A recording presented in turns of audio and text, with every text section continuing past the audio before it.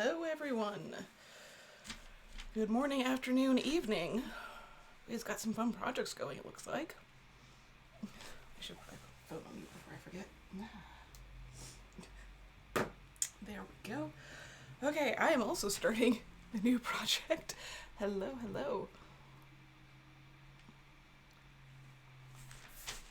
So I figured I need to start by drafting some stuff out today. Pencil would be useful.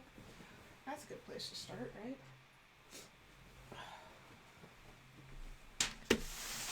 And there's not many things that have this era in it, so I'm starting with this Norwa because that's one of the only ones that's actually got early 18th century things, and I don't feel like pestering friends for patterns, so I could definitely be like, Mark! But I don't, I think he's probably too busy, and I'm sure does not have a digital format of any of these things. That's what I need to do, really. So, and that was pretty close to what I need.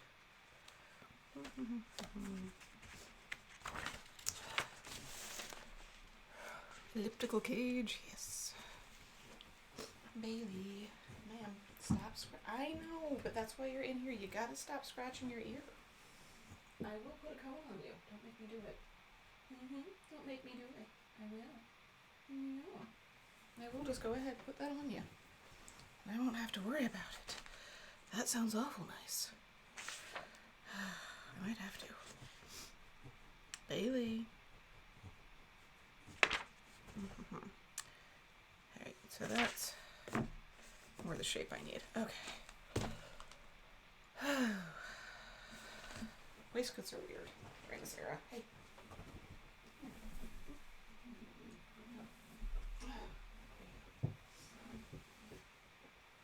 Make yourself at home on the sofa.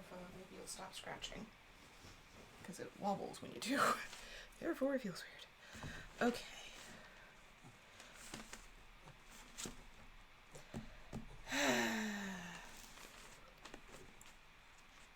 Oh, yeah. Like, I love the, like, general gist of what you're getting off of these things, but yeah, there's, like, no instructional anything. It's like, here's some shapes. That's what you get out of this. Are you good, Bailey, or do I need to go get a... You good? Okay. I'm gonna be right back. I'm gonna get her donut, because she got allergies.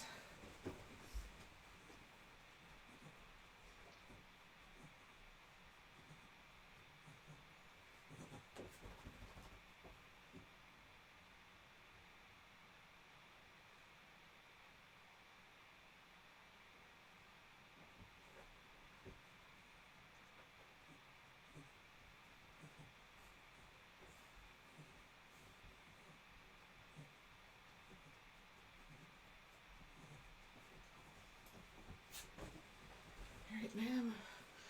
Donut. Yeah. You did this to yourself. You did. Yeah, because you won't stop scratching. So what do you put this on? Oh my goodness. There we go.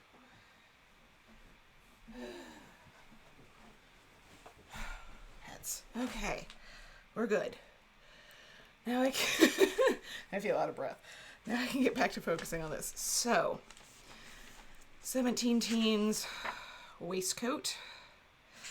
Not too different, thankfully, than later styles, just different shapes. I thought about doing a sleeved waistcoat, but I really don't want to. So, I want to make this something that I can, like, just wear for modern. That's the point.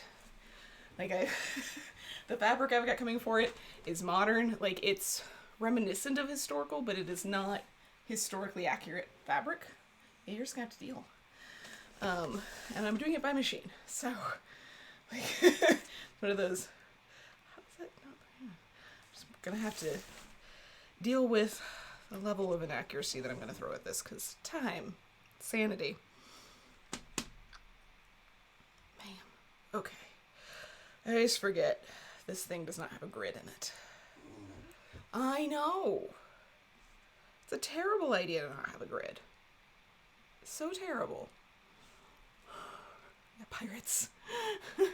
It's not going to be wool. It should be. I've been okay. I've had health problems, which have been more distracting than Abby being gone. Thank you for asking, though. Yeah, I'm actually doing this out of a cotton velvet, which has stretch in it. So, just because, like, the design of the velvet is actually pretty appropriate historically. So, what, you want down? You can get down. But I'm not doing anything else. You're not getting that thing off of you. So, how do I draft out the grid? There's a few ways.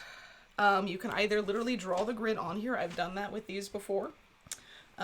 You can get a piece of like vellum, like a sheer piece of paper, and draw the grid and put it over that. Or the other method, which is probably what I'll do today, which I don't like as much but takes less time, is to essentially make yourself a little ruler. It's not as easy, but sometimes I'll do like a little bit of both. So yeah, it'll be really pretty. I'm trying to find some more historical things for other like more historically accurate cosplay options, but I'm having the darndest time finding the right fabrics. Like, and it doesn't help that like obviously there's a lot of stuff that's not up on Etsy right now because of the Etsy strike, so there might be things that I'm missing, but I don't know. I don't want to assume that. Okay, so that's what they're doing. So we've got, I'm just going to start midway so that way I'm not going from corner to corner because that's not very accurate. So one of the options is to basically just use the little thing they've got over here. I have a piece of paper that I have much more formal. Oh my goodness, you just... Dog's just going to be complaining over there is basically what's going to happen.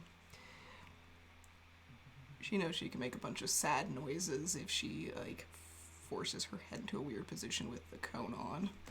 And so it just sounds like she's just being so absolutely depressed over there. Ooh, ooh. Like it's... yeah. But, yeah, we're basically just pulling a ruler off of what they've got. That's a good place to start. 0, 1, 2, 3, 4, 5, 6, 7, 8, 9, 10.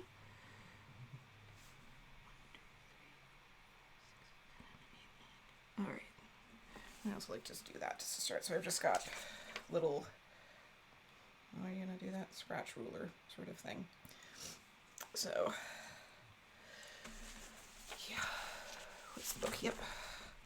Norwa men's clothes, which is like a really good general, but is going to be lacking a lot of information that you would need in order to actually make these things, but it's a good starting point.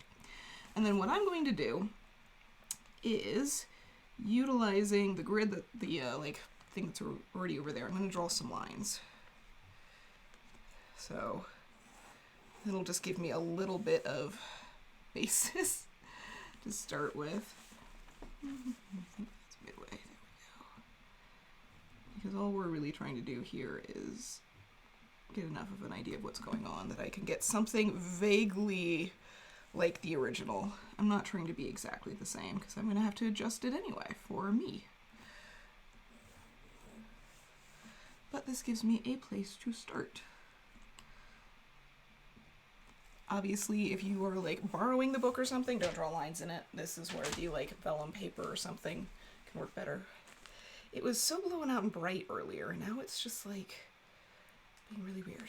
So, one good beginner book. What do you need the beginner book for? Are you looking for a specific time period? Are you looking for something that'll give you a lot of sewing instructions? Are you looking for something that'll give you a lot of shapes? Are you trying to be historically accurate? Like, what are we... There are many beginner books, but they all have very different things that they do well. So I have a long list that I did an entire video of some of my favorite costuming books like back in October or something, which is some of the ones that you don't normally see, but they're not necessarily all like absolute beginner books necessarily.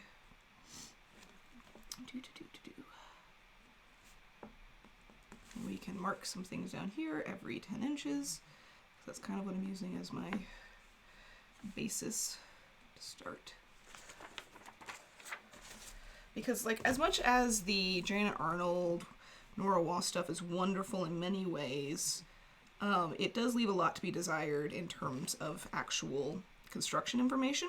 The new patterns of fashion are very thorough, but they're going through all of those slowly and, like, redoing them, and they are a little hard to get a hold of at the moment. For whatever reason, they're not producing enough, despite all of us keep telling them, no, you need to do more. Like, I don't think they're listening. In fact, I know they're not.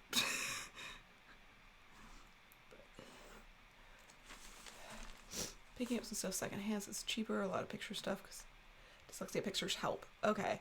I guess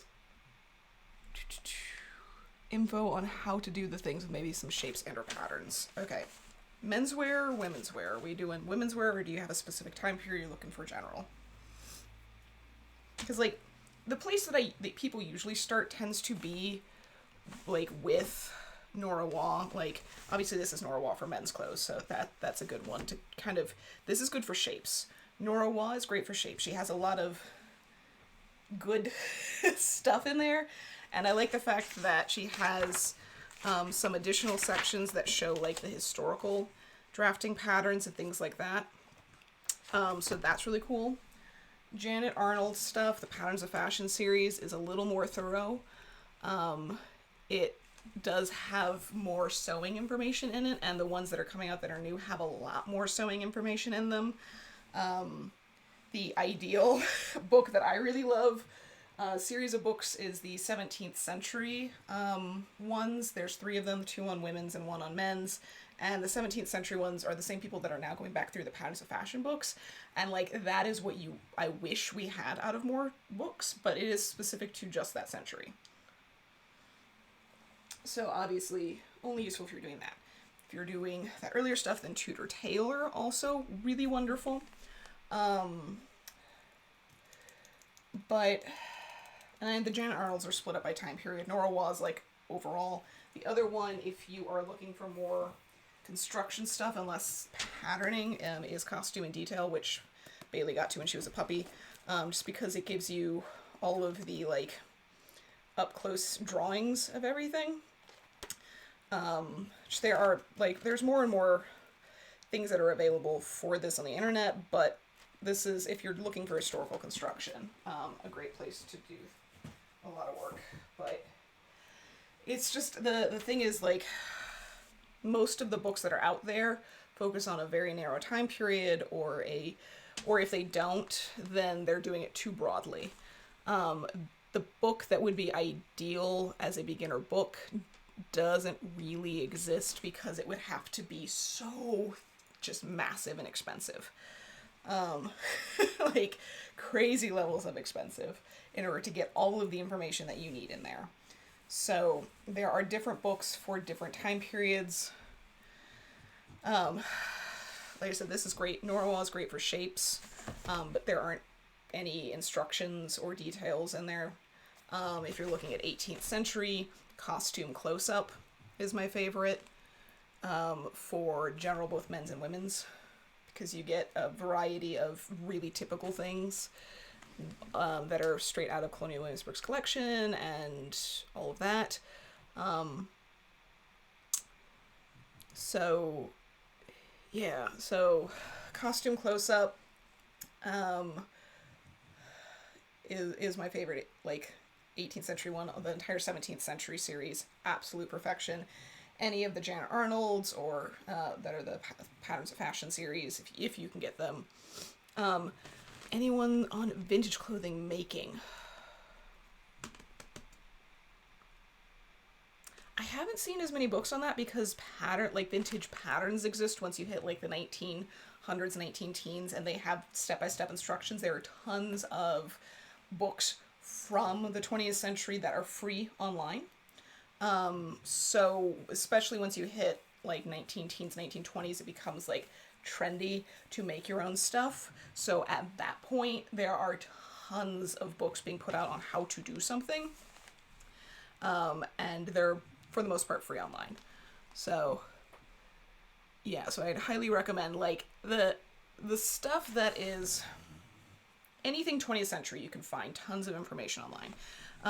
Once you get back, like as you move backwards through the 19th century, it just fades out how much stuff you can find pretty quickly. So I might want to do another set of lines in this. I'm not sure. I think this gives me a good place to start though. Yeah, I'm just going to draw a little more gridding in. Why not? I'll probably regret it otherwise. It's just faster to draw another line.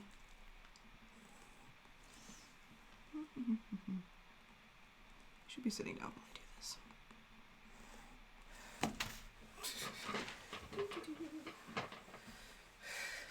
Remind self to sit down more often. I'll be a little low for a little bit, but it'll be fine. So where's to buy the Edwardian Modiste? Yeah. So it's just so many good books are out of print at this point. And there's always, like, as much as I do constantly buy books, I have the financial ability to throw money at things and hope that they turn out right. But there are so many books that I've purchased over the years, I was like, oh, that wasn't what I was hoping for. But it's not that they've been, like, terrible, it's just sometimes you really hope that this is the thing you've always been looking for, and it isn't quite enough. Like, it'd be really good for some situations, but not for everything. I've had a lot of those. Like, they're good, and I would recommend them to people who are looking for specific things as beginners, but alright, I definitely need to sit for a while. I don't know why. I do not feel good today. Wee. So, make sure I am drinking enough because I'm probably dehydrated. I forget the table doesn't work this way.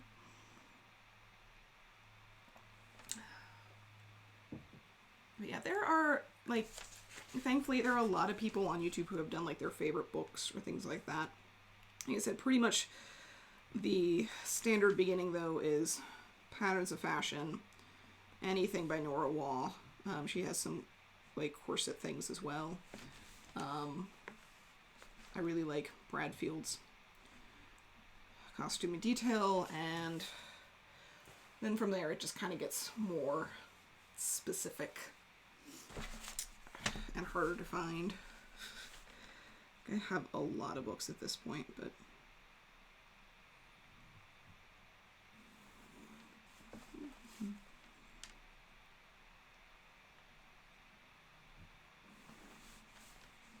I don't think I'm making these very even, but whatever.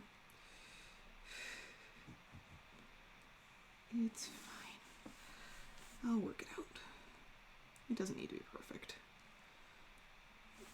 I just need to get the big shape down. That's a little bit better. Every 5 inches. If I thought about it harder, I probably would have done every 4, but whatever. It's cool. What's up with Etsy? Yeah, they're doing a lot of people are participating in a strike currently because Etsy keeps raising seller fees and keeps changing up how the algorithm and the system works. Like, a couple years ago, they made it so if you offer free shipping, then you get put closer to the top of the results list, like a whole bunch of things. And it's basically all catering towards, it used to be, when Etsy first arrived, if you don't know Etsy from the early days, it was only for craft. It was, you could not put anything on there that was not personally made by you. Like, supplies were okay to a certain extent, but they shouldn't be like the stuff that you could just go out and get anywhere. They shouldn't be mass-produced stuff. It should be, everything was, and then they kind of started gradually allowing some vintage and antique stuff because that was good for, like, more interesting, you know, supply stuff, and they were cool with that. So it was supposed to be either handmade or vintage. That was it. It was a place for makers to sell their stuff, and have a community. then they kind of stopped keeping an eye on or enforcing that. I think they were very aware of it happening, but they stopped really enforcing it because they got this huge influx, especially of like mass production places like Chinese companies that were selling a ton of like raw goods sort of stuff. Like, oh, you can buy all these charms or these links or this fabric or the like that sort of thing. Yeah. Yep. And so it became a Amazon marketplace of sorts, and there are just a ton of companies on there, not like small companies, big manufacturers just selling stuff for absurd amounts in comparison to what it should be. And it does mean that you can find a lot of really great stuff, but you have to filter through so much junk. And you can filter like by country of origin, which does help, but you have to pick one. You can't say like anything but. I end up doing that a lot, not because I'm like, I don't want stuff from, it's more like, I don't have time, and I don't want to accidentally buy something from India, because that might not show up for another 2 months. Despite what it says. So, it's just been, yeah. It's been interesting to watch the change of it. But it got bought out at some point or something, and it just keeps catering more towards those companies and the people that have money to just throw at that sort of stuff than individual people or really small companies who are using Etsy as, I can't afford the time and money it would take to build my own shop front on my own website, and people wouldn't find me because I don't have a big enough thing. Like, I always try very hard, and I wish more Etsy shops made sure that it was like abundantly clear somewhere to find if they have a separate website, because a lot of places have an Etsy shop and a website. I always try to look to see if they have a website before I buy from Etsy shops. It doesn't necessarily mean that they like make more money off of it, because there are a lot of fees that go into website hosting and credit card processing and all of that stuff. But I still would rather like do that if I can, and like send people to that. Just, yeah. Like I could not do what I do without Etsy, unfortunately. But it drives me absolutely nuts how difficult it's become. I used to have such an easy time finding a lot of wonderful things on Etsy, and it has gotten more difficult to find good things, and it has gotten more difficult to, just in general, it's so much more difficult. There used to be an option, much like the Google search engine, where you could say, like, black silk fabric minus, like you put a dash and immediately the word whatever you don't want. Like, black silk fabric minus gold. I don't want anything with gold in it. If that's coming up regularly. Or I don't want anything with polyester in it. I don't want anything with rayon in it. I don't want anything that is a, like, dupioni. I don't want anything that is a, like, things, common terms, you could rule it out, and they got rid of that. At some point, they changed their search engine, and so it doesn't have that as an option. And that has wasted hours of my life not having that option. Like, no joke, I have lost hours and days of my life not having the ability to get rid of some of those things. It drives me nuts. So, but can't do anything about it right now. Okay, so we're at about, okay, so I don't want to draw a grid on my paper, but what is, I don't know why I felt great when I woke up this morning, and now I feel not so good. So we'll see how this goes. I'm gonna sit while I do as much of this as possible. Like, I just suddenly got hit with a wave of I'm not okay. We'll see. But I really need to get started on something. Oh, put my legs up. I do have my socks on. I think I'm just not drinking enough, like, water this morning, and I just ate something, so. There we go. And Bailey's snoring over in the corner, smushing her face into everything. As loud as possible. Okay, I'm gonna put this as the bottom one, and I can start to go from there. Give myself at least something to work off of. Okay, so that's that point right there. Just to give myself a reference point. And theoretically, I could go through and draw out all of the 5-inch lines, and it would probably be a lot easier, but oh yeah. Yeah, I don't get into all the other ones. Oh, neat. Marginalia. I haven't heard of that. That's really cool that they can text heavy. Okay, that makes sense. Like, that's always the problem, is sometimes you end up with, like, things coming up on a Google search result, but when you actually go to the page, finding it is, interesting. I don't know, I have so many different places and so many different search engines that I use now. It's exhausting. All right, so I said a little under 3.5 from, so I guess it'd be a little over 2.5 from there. So about there. First mark. And then that point down here is about a little over 1 inch over, and then it is 1, 2, 3.5 down. 1, 2, 3.5, and about 1 inch. It says not gonna be perfect, but that's okay. Yeah, that doesn't make sense.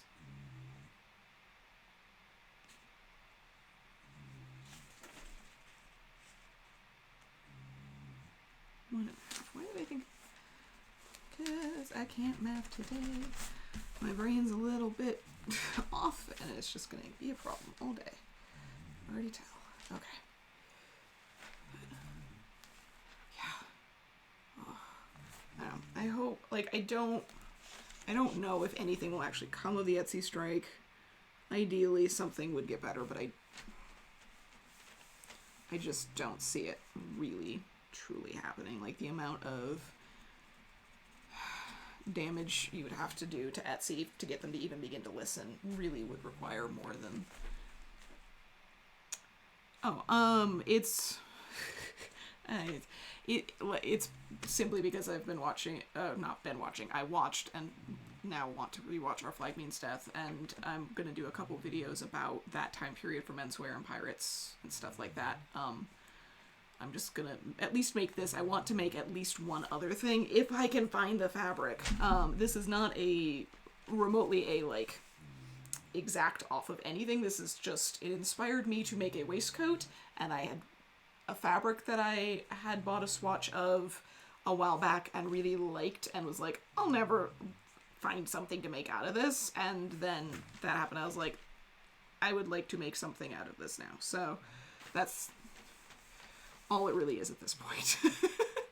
Is, oh wait, there's, oh, okay, there's 11. That's gonna be, so yeah, it literally is just me being like, I want to do pirate stuff, but also make it something I can wear every day, and I don't want to hand sew it. So I'm giving myself a lot of liberty on that one. Like, I do not require in any way, shape, or form for this to be 100% accurate. I don't have time for that. I have a lot of stuff to do. I technically was supposed to be starting a completely different cosplay historical thing at this point, but I don't know. I'm still working on it. I'm still trying. It's just not an easy one to do. So I've got some fabric for it. I've got some start to it. But yeah. Thankfully the video for this week was pretty easy because I already edited it months ago for the most part, so it's like only had a little bit.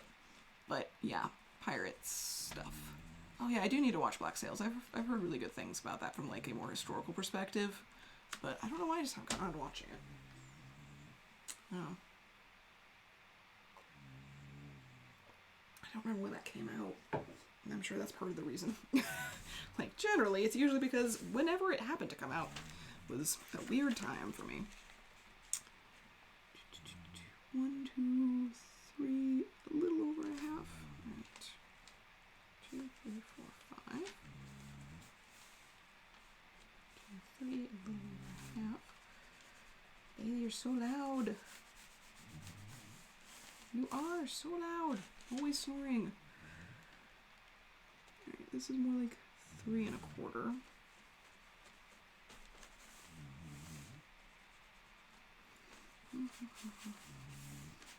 I'm just gonna have fun. Make a really quick waistcoat. Talk about the history of that era of fashion, because it's just not really talked about very much.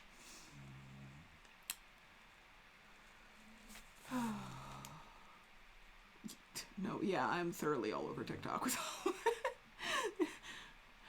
2014 to 2017, that's why. That was when I moved. I moved in 2000, well, I finished up a lot of big jobs in 2014, moved in 2015, and then started grad school in 2016. So that is why I didn't get a chance. That was a difficult time in my life.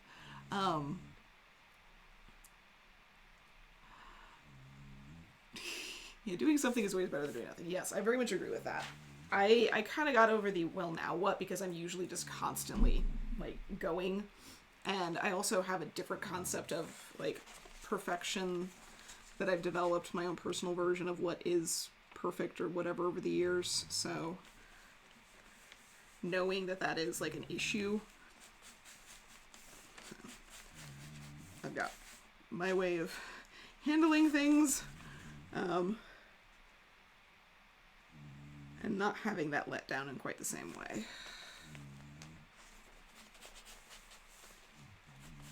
I enjoy the process as much as the actual finished thing, and so I just keep going on to the next thing and make the next thing, and like the whole thing. The point is the entire thing. It's not to have the finished good. It's not to have the finished good be perfect. It's just to do. Like, it's to do the thing. I like doing things. I like challenging my brain.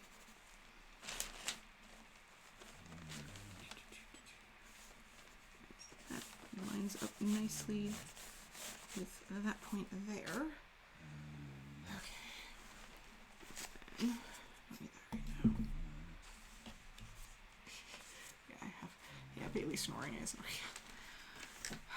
I would take the thing off her, but I think the moment I do, she'll just go right back to scratching, so. She'd snore less if I took it off, though.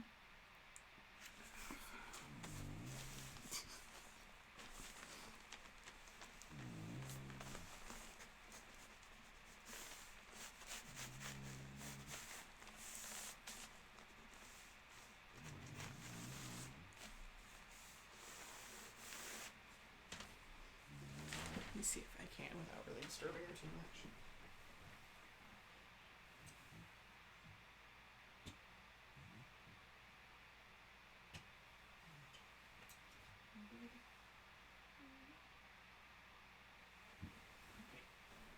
Be good. Otherwise I'll put it right back on you.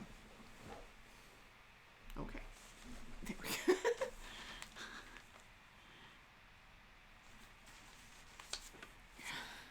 I've got like 15 things lined up at this point. Actually, it's probably way more than that because I've got so much stuff planned out for long term. Basically, I have the rest of my year planned, plus some of next year. Like,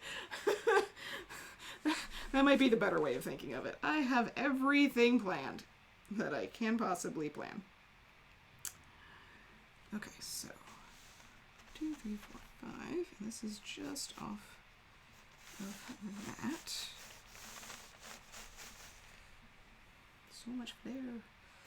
And that really doesn't change it. Like, it starts to flare out a little bit as we reach that, but not much. So we have like, I don't know why I feel like that's further over than it should be. I think it's just because I'm looking at it from a funny angle. And I guess that's what it is.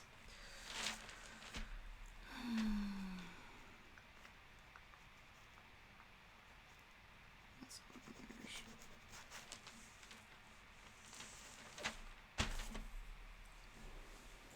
Alright, stand up for a little bit. Should be okay to do that. And I'll sit back down and start on the other side. Okay, so we've got that marked to there. So we're at that point, which like something around there for the waist. Okay. So that's about an inch. 1, 2, 3, 4, 5. And we're about an inch off, so about there. And this one is also about an inch, so about there. So it's all kind of vague. Anything this small is not going to be perfect.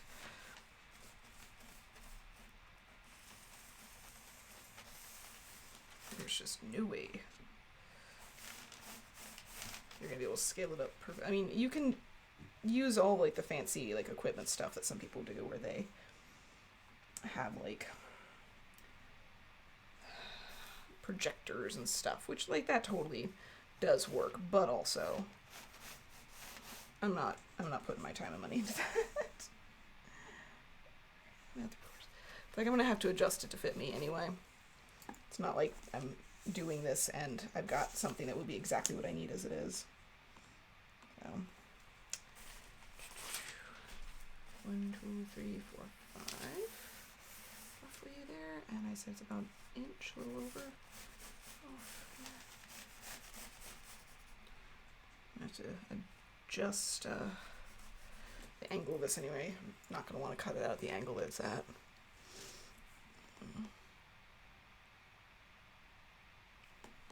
There's discussion. So I pin of 4. Oh, neat. You don't have to finish the seams if there's a lining. Not unless it's super fraying or you're going to put it in the wash a bunch. So, like, that's always the way that I deal with that. It's the constant, like, wear and tear that causes things to fray. Ooh, yeah, 52 pages of printing. See, I told you, the moment I took your thing off, you'd wake up and then you'd start to get fussy.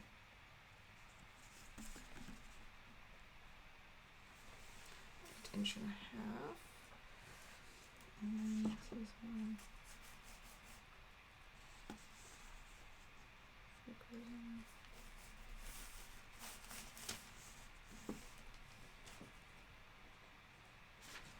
No.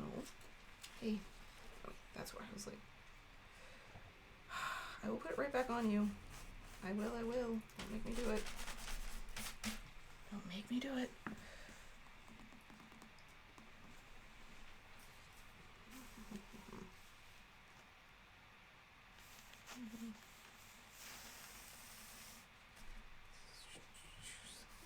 Inches, slightly above, about there. Bailey.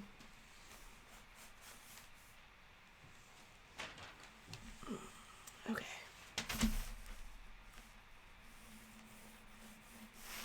That gives me a vague shape for the back.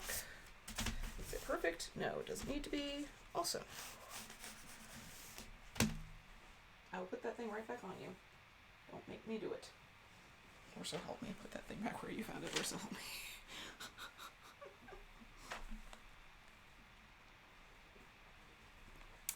Do I ever go back to my previous videos, and do I wish I could change something in production or the way it was presented? Probably, but I don't go back to them.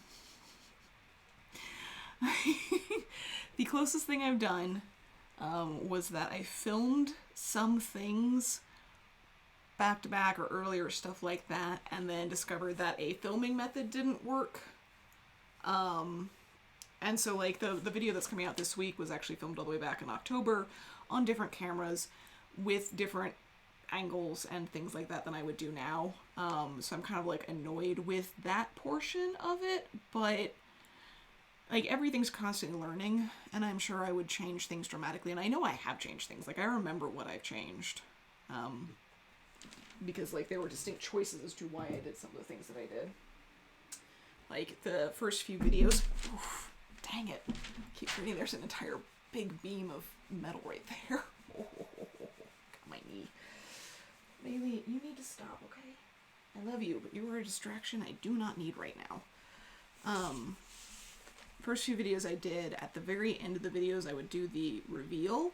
And then I would do a sort of summing up of everything that had happened, and like you can see your metrics of when people are actually watching your videos, and it just went every time. And I was like, okay, no one sticks around for that.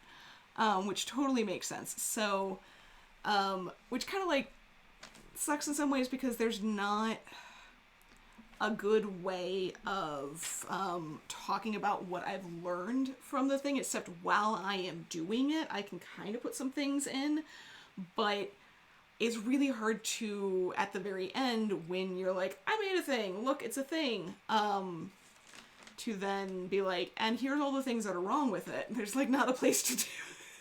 Which I know sounds like really pessimistic or whatever, but that's not the point. The point was more like, and here's what I would do better next time, sort of thing, but there's no place to put that in. So I try to put it in as I'm making it, and like, I would do, alright, you're putting that thing back on, I would do this part differently next time, blah, blah, blah.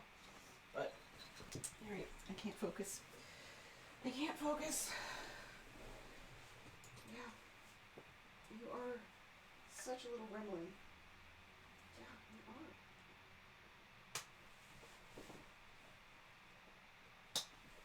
Like, am I having a bad day for focus, or is it just Bailey? Just Bailey. So, yeah, I try to put the, like, nope. I keep going to push my knee out and it hits right in a bad spot. I keep trying to put in as I go, as I make things, as I'm showing the actual making of portions, to talk about, you know, things, especially since so much of the stuff that I do it twice. Shoes, gloves, two sides of a garment, whatever. Bailey is in a donut because she's itchy. She has a lot of allergies, and when she starts licking and scratching, she won't stop. So, before it gets worse, because we're just starting into allergy season, I have to put her in that before she gets too obsessive over something, because she will lick until she bleeds, or she will scratch until she just ends up with, yeah, she has no, like, off button for that. So she has a big little inner tube donut thing, because that is something that she can wear and still be comfortable in, and otherwise, like, it's only like croissant shaped, so she can still get to her front paws unless I flip it around. So if she's particularly bad about things, I will do that. But okie dokie. So we have, again, big line there. I'm gonna move this over to here. We'll do that line. Alright, I've got enough space. So.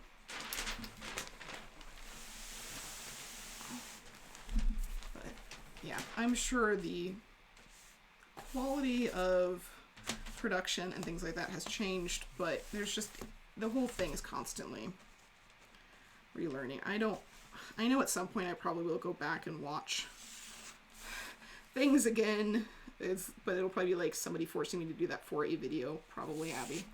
For the things she do.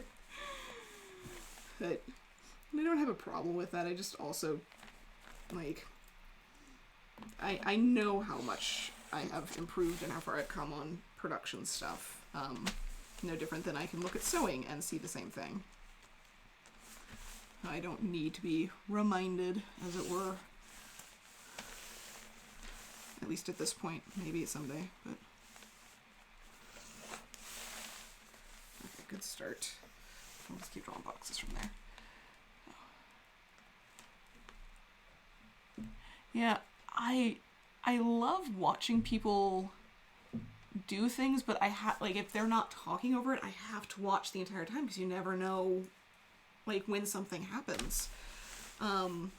And it frustrates me that there are entire genres of things that I really like to watch that's all that there is, like shoemaking. I have really yet to find any channel other than my own that does shoemaking and talks about what they're doing over it. Instead, it's just them quietly ASMR, no music, sometimes music, but just making the shoes, and I'm like, I need so much more info. Do I make one shoe at a time or pair simultaneously? It depends on what type. If I'm doing, say, 18th century shoes, I have one last. I don't get a choice. I will prep both of them, or I will use it as an opportunity, because there are points where you have to wait on things to happen, like things to dry, or the glue to solidify or things like that. So even if I'm working on a pair of lasts, I will usually not do exactly the same thing at exactly the same time, because I will end up with a whole bunch of situations of having to sit and wait for something to dry. So I try to plan my days around the offset of that. While this is waiting, I will go do this. While this is, well, so that way. And on top of that, if I wasn't filming, I probably would do them a little bit more simultaneously. But especially with filming and the fact that I don't always have enough time with that, what I've discovered is it's sometimes better for me to go ahead and get one fully made. Then I can actually edit nearly the entire video. And all I will have to do while I'm editing is make the other one and kind of go back and forth, so I'm not as sick of either one of those parts. And if I have like a due date for a sponsor that's Wednesday instead of I need it done Friday night, then I can have nearly the entire video off to them, and they can look at it and go, yeah, your ad portion's fine, it's roughly here in the video, cool, this works. And then during that time, I've gotten the other shoe done before Friday, and I can film the last few, oh, here's a few things of the pretty thing at the end, and slap it all in. So, I know I've seen some people talking recently about like, oh, you know, these people must be doing these things so far ahead of time. Like when I was doing some stuff with Gonzo, people were surprised that I was literally working on it real time. It's like, yeah, we don't have time. I'm not like weeks deep in footage. I am real time on everything. Filming makes everything take twice as long. Like, no joke. It's the editing that's really long of the portion, but like just having to make sure the camera's in the right angle and remembering to set it up and move it around, and not wanting to move it constantly means that I do things in a different order. So that makes a big difference. That I'm not doing things necessarily in the pattern that I would actually do them. Like I said, I end up doing a lot of, especially since I need light. This time of the year, it's getting to be a little bit easier. But like whenever any of the stuff I filmed over the winter, what I would very often do, knowing a lot of things have two sides to them, was that I would do one thing during the day, and I'd work on just one side, one part, one portion during the day, and then once I hit it was too dark, then I'd go and repeat it on the other side. It's just under 4. So things like that, and it might not necessarily be faster that way, though sometimes I would find that I did something wrong and could fix it before I did the other portion, which is nice. But ma'am, you've been nothing but a pest for the last, I don't know, I know you feel better, but it's not helping. The downsides of getting your dog to be healthier and feel better is she turns into a menace. I need attention. I don't need to sleep. I know. Right, 3.5.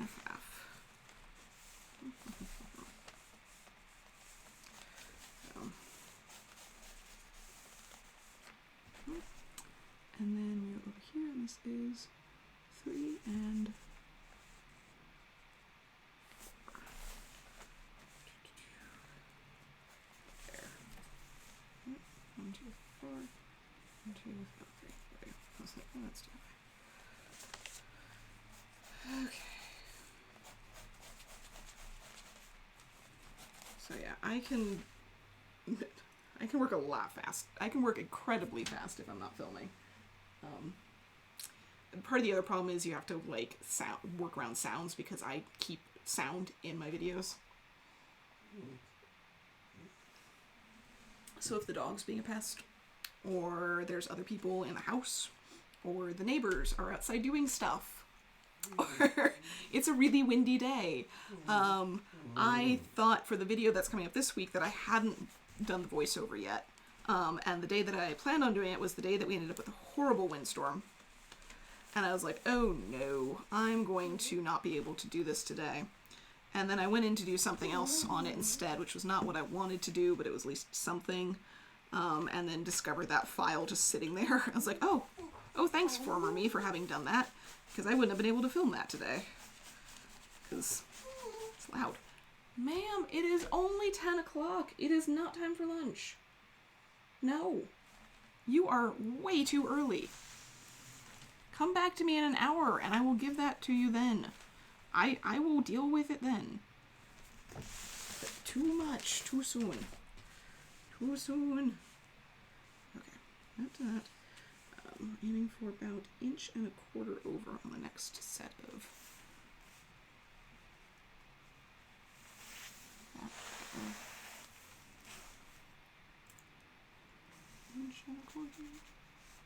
Wait. That's alright.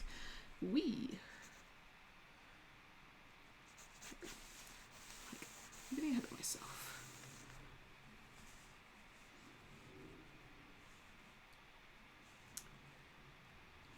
This one's more like 1.5 inches. So does that.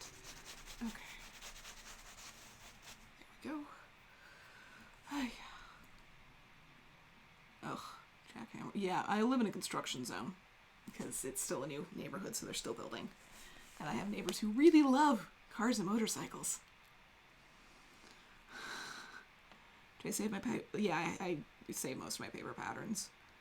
Some things get tossed, like the one that I'm doing right now, probably won't get saved. Not because I won't need it again, but because I'm going to take it, cut it out, and use it as a template to go through the process of actually turning it into a pattern. So, yeah.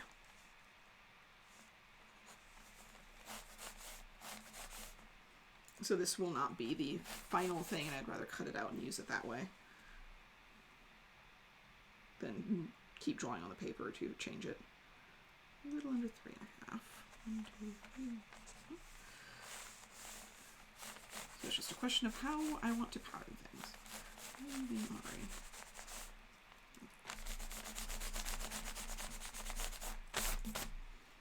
But I do save most of my stuff.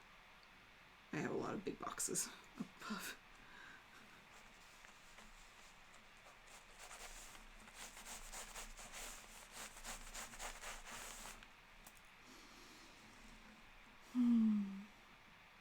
Good to see you too. Okay. I've been trying to at least do Friday mornings. I wish I could do more, but I just haven't. I really have not had the energy, which is sad because I am like feeling really drained right now. I thought I was fine, but I am not feeling fine, which is not good. Okay, I'll tell you what, Bailey, since you have that thing on, I can at least open the door. Which also will help with airflow. You can go somewhere else if you want to.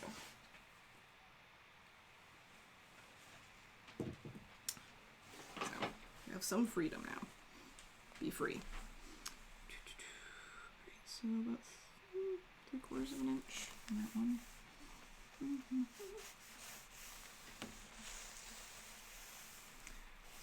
Okay.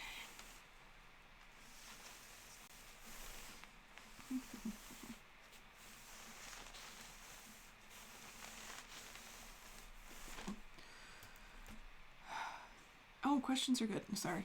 I just will sometimes not be paying attention for a moment. I mean, if you're going to be regularly doing something, yeah, that would make sense. If you're going to be using something over and over again, saving all the stuff, if I did this era a lot, if I was like doing a base 1920 whatever, then yeah, I save the base and use it over and over again. This is just not an era that I foresee myself doing a ton.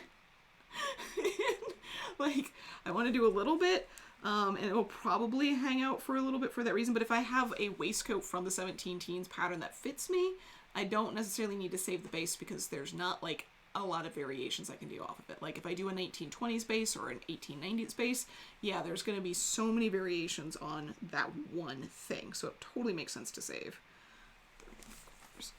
But it makes less sense for a thing like this where it's like, this is what it is. I can't change what this whole thing is, so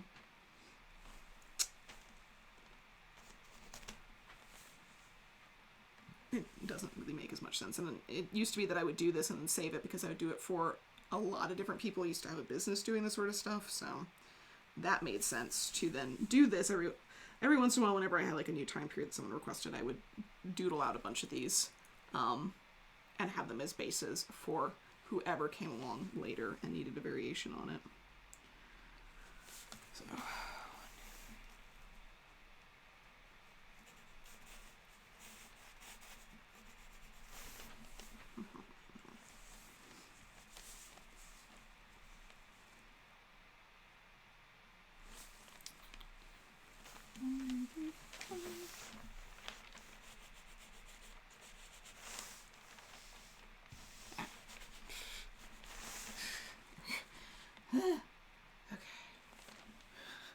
feel like there's never a way for me to do this where you guys can actually see what I'm doing no matter what. Like, I know I do patterning on here a lot, but it's just like, it's the most boring part of the process.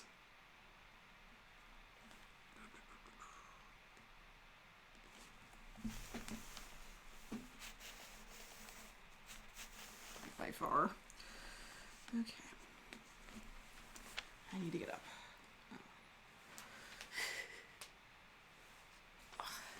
Yeah, I've been trying to take care of myself, but I've kind of reached a point where I have to get work done too, so I don't really like get a complete choice on that. There's a point where I just have to deal with the fact that I'm not going to be okay for a little while, which like sucks, but it is what it is. It's that or I don't have anything. Which is also a problem. And then we are about not quite 2. 1, 2, 3, 4, 5. This last one there.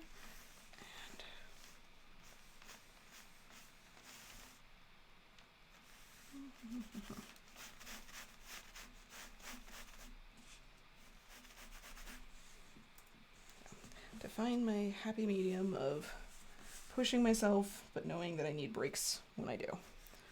So, today is a bit of a, I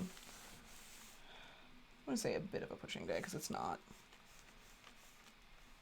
But this morning is. I guess is a better way of putting it.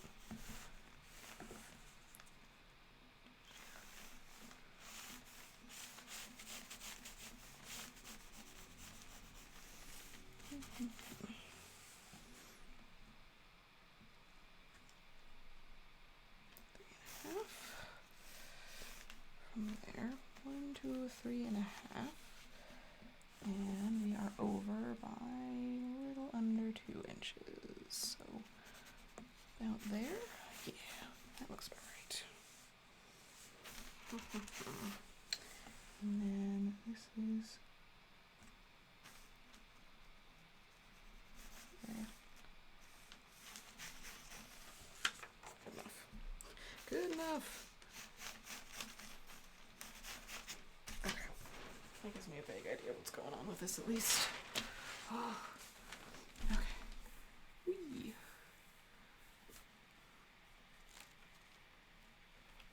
Yeah, well, problem is none of those things actually really do help me with most of my problems. Well, I mean, I do all of those things, it's just not enough, I guess is a better way of putting it. So, like, I'm very good at making sure that I eat. I'm very good at making sure that I'm constantly drinking, like, water or tea. And I am very good at trying to get sleep, although Bailey tries to wake me up early. But I am very good about that. It only does so much. So, okay, it says to attach the interfacing to the fashion fabric before sewing the whole thing together. Basic interfacing the fashion fabric together. It depends on whether, yeah, I mean, I'm trying to think of all the different situations. So it depends. Okay, chair. Depends on what. If it's telling you to do that, then I assume that it is within a single piece and it either gets put into the seams or it does not go past the seams. If If we're talking about interfacings that are like chest interfacing and there's like, it's got to go over seams or darts, then that's different. But yeah, I mean, generally basted in, you just got to decide whether it's going into your seams or how you are reinforcing and catching it down. But yeah, just lay it flat and baste it together. If it is supposed to be over some sort of weird curve, then maybe baste it over the curve. But usually you have to, it's not like single pieces. Usually you're dealing with like seams then.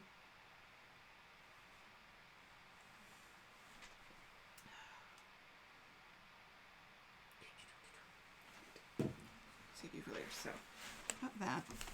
I did want to go in and put roughly where it has the pocket. Just kind of like this big area here. I'm not sure I'll necessarily do that style of pocket, but knowing roughly where it wants it is pretty important. Okay. There are different styles, which is mostly a change by era. Like there's a few popular types per era, but, and this is one of the more popular ones, but I'm not sure. Not sure if I want that one or one of the other ones. I don't like the little curvy bits on that. I brought up a whole bunch of, like, from the V&A options. Oh. I did find this a little weird. I was a little like, oh no, she doesn't have any waistcoats from, like, early 19th century, early 18th century. And then I realized, like, she put it in order of, like, coats and breeches and then waistcoats. It was very odd. So, I was confused momentarily, but now we're okay. Managed to find them. Yeah, because I'm, like, wondering if I'd rather do the square type with all the buttonholes like that. Such a weird era. Which I know is like a little bit earlier. But I don't know. Maybe I just need to do that for something else. Like I have so much of a strong urge to just make a ton of stuff from this era. It is not the best thing to want to do. Because it's such a weird era in fashion for both men and women, and it's fascinating to me. And I don't know, part of it is also like, I'm doing this waistcoat, I'm doing it by machine, I'm making my life a little bit easier in that regard, da-da-da-da-da. But not surprisingly, part of the reason I'm doing it by machine and quickly is because 17 Teens is because the show is really popular right now, and I would like to jump in on that as quickly as possible. And I do not have the space in my schedule or my energy to do an entirely hand-stitched thing, so I am allowing myself to machine stitch this, because it's a lot of buttonholes in this time period. And I'm just doing it, like, inspired by rather than copying. I'm trying to find a historically accurate pink silk for the robe. I know that you can get the original fabric. It's not historically accurate. Like, it is of the ish. Like, it's clearly a modern adaptation of, like, I love it, what they've done with modernizing things. I have no problems with that. But I'm having the hardest time finding a good, and I have, like, I'm not putting a budget on it, and I still can't find it. Like, I just need something. I will decide if this is worth it, when I can find it and figure out what price is, but no, can't find anything. Driving me nuts. So, the only things I found have to get shipped from India, like, one thing, and that's still kind of like, it's not exactly what I'm looking for, and I don't trust that it'll be here quickly, and I don't trust it'll be what I need. Like, there's a lot to it, like, big leap with that. So, our flag means death is vaguely what I'm doing here. Basically, I'm just using it as an opportunity to talk about the 17 Teens and pirates, because I find the fashion of that era and the fashion of pirates and the history of how that changed absolutely fascinating. I've been reading tons of books on it and like articles. I have a friend who his specialty in history stuff is late 18th, early 19th century sailors' clothing. Like, that's his thing. And so I have just been reading like all of his articles and all of his thesis work. Like I've read some of them before, but I am thoroughly reading them this time. I've just been digging up whatever I can since there's not going to be an easy way to do a lot of first-hand account stuff. I don't have an easy time getting a hold of most of that, unfortunately, for this era. There's just not much. The answer is, and when you go back to this number, there's not a lot. But I'm going to share what I can with people.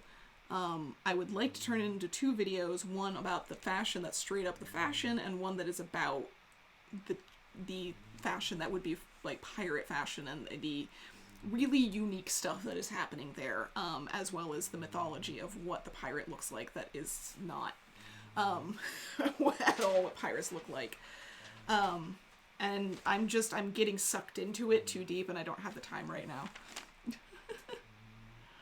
Yeah, his stuff is all available. So Tyler Putman, Putman, a lot of his articles are about slop shops and other things like that. But yeah, all of the stuff that I've been reading from his is all completely available publicly if you just start looking up him. And he has a fairly old blog, but I think he still occasionally updates it, that has all of the links to all of his stuff on it, because he is very fervent about free information stuff. Like, that is something he actually deems incredibly important personally, which is awesome, because really just came over here to snore. Okay. So, yes. He has a lot of really awesome stuff that is very useful. Obviously, what is being worn by sailors, privateers, pirates, it's all pretty much going to be the same group, is going to change as much as fashion does, but you can kind of still see, like, it's still the same. It's just moved along. Like, it's still the same sort of stuff. It's just going to change with regular fashion. Because pirates were big into clothes. That was the first thing that they did when you jumped on a ship and took over another ship. You stole all the clothing. So they were keeping up with the times, man. Oh, neat. Slop clothes. Yes! 100%. We'll look that up. That's exactly what I've been looking for. I think I saw something about that being worked on, but I hadn't gone to go find. That'll be easy to remember. Perfect. Yeah, so, cool. So yeah, I've been trying to, like, widen my knowledge, because I have a, like, pictorial passing knowledge of menswear of this era, because I've spent a lot more time in the later 18th century, and so therefore this is not, it's stylistically different, but it is not different. It is very much just morphed over the century. So it's the same clothing, the same function, the same construction, the same, like, there's different fabrics being used to some extent, but, like, it's all very familiar to me, which is wonderful, but moving into more maritime stuff is, like, a whole nother level of complication. But I really want to share with people what I have learned and where I found things, and, like, send people on their way to find more things. Because I think most people are not looking for dramatic, in-depth, whatever on this. They're just kind of looking for, like a general concept of what's going on. And I'm going to frame it a little bit within the show, so it'll be interesting to people who haven't seen the show. It'll still be fully functional, but I'm finding the show itself has, I think, done more historically accurate stuff than they even realize. So, the Newfoundland, that makes sense. Without, like, just in a weird way. And so I'm actually incredibly happy with the costuming in the show, because of the liberties that they took on such a level, but it actually, I don't know, I'm gonna do a whole thing on, like, I want to be able to talk about that, because it surprised me how much I enjoyed very inaccurate costuming. I usually don't, but it actually worked. It was actually how I prefer things to be done. So, yeah, okay. I have the waistcoat mapped out. My goodness, you were full of snores. Trying to think of what else I need to do. It also doesn't help the fact that one of the cosplays that I wanted to do eventually historically accurate cosplay was to do Captain Hook, and I actually bought fabric to do it about a year ago, and I just haven't had time. I was debating between doing Maleficent and Captain Hook last spring, and ended up with, like, I don't have time to do Captain Hook. Like, I can do Maleficent really fast, comparatively, but Captain Hook, like, that many buttonholes by hand is, like, a lot. A lot. So I chose not to do that, for that reason, but I had the fabric. I have purple silk wool for the waistcoat and breeches, and I got the red wool, which actually ended up being Gonza's coat, so I would need to get more for that. But weirdly enough, the suit that Blackbeard wears when they go on to the fancy ship, the breeches and waistcoat are like that exact same purple. And I am like, double cosplay opportunities. I just need to do different coats. Like, oh no. He's technically wearing white shoes in that, but I think I could get away with the black shoes with like red heel sort of look, and talk about that a little bit more. I need to do a video on that too, because I'm getting really annoyed with all the people claiming that history, which they are completely, like, they're reciting completely wrong with the whole, like, red heeled, red soled, whatever. I'm like, no. Like, I but I feel like I should make a pair when I do that. I don't know. But yeah, it just, yeah. There's a lot to it, and I have many things.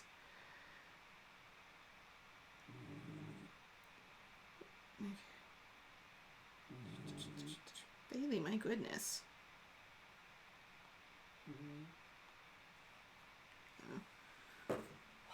Abby got into her house today. They officially have a house again. I think all their stuff gets delivered in a few days, so hooray. Oh, it's not out in Germany yet? No! Wonder how long that'll take. VPN, man. NordVPN has not paid me to do a sponsorship for them yet, but NordVPN. But yeah, I might do that just because I already have the purple, but I want to do it by hand, and right now I'm like, I do not have the time, and by the time I have the time, it will have, like, passed, and honestly, so I'm like, I'm just doing something quick. I'm enjoying it, and I'm doing something quick where I can talk about it, but, so yeah, my backup plan, if I can't get the fabric that I want, and I turn the video about fashion, men's fashion from the era and pirates into one video and do this waistcoat, then I'm probably gonna have to talk about shoes in the next one, which would not be a bad thing. I could debunk that thing. It's not that, like, they didn't exist, it's just not how people talk about it. Like, they make it seem like it was a big deal, and they make it seem like, I've heard things like, oh, they painted the soles of the shoes red in the 17th century because red dye was very expensive, and I'm over here like, no, like, some were, but not. Do you know how small of a space that is? That's nothing. They literally had suits made out of silver and gold. Red soles and red heels would not be a sign of wealth, because, like, that's not that much money right there. They are, however, flashy and eye-catching, and a little bit much. That's really the point. So, I was thinking I had to replant plants. I need to do a lot of stuff with my plants, but I'm pretty sure some of my stuff in my garden died when we had a snap freeze this week.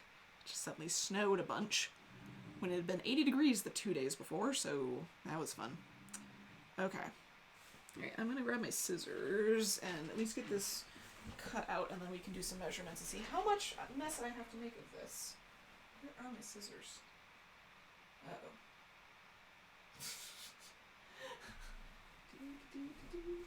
Here they are. We're okay. We're good. I found them. They did not completely disappear into the ether. Cool. So, yeah. It was really bad, because it wasn't supposed to be that bad. Like, I knew it was supposed to get below freezing at night, for a few nights, and I was prepared, but, for cutting leather and fabric, yes. Most leathers, not like the super heavy leather, but the lightweight upper leathers. My shears are meant for that, so it's fine. Okay. Missing materials. Oh no. Oh, yeah. Yeah, a lot of the places in Ukraine have been managing to continue ship a lot of this stuff. It's been... I've still been ordering things from a few places, knowing, being people like, it ships when it ships. If it doesn't even ship, I don't even care. Like, just take my money, please. Okay.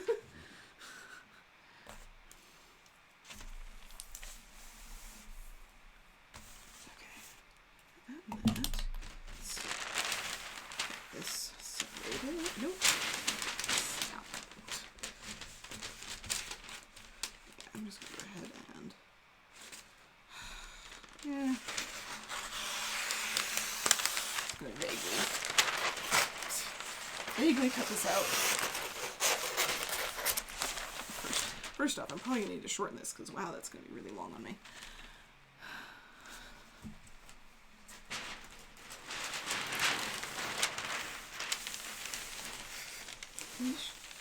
So much paper. Sorry, it's loud.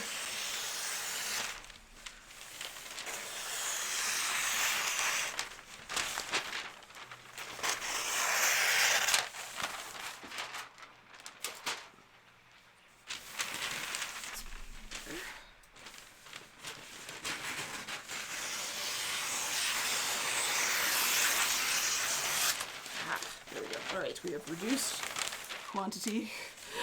ASMR. Aggressive ASMR. Ooh, yeah. Yeah, PDF pattern is definitely a big thing.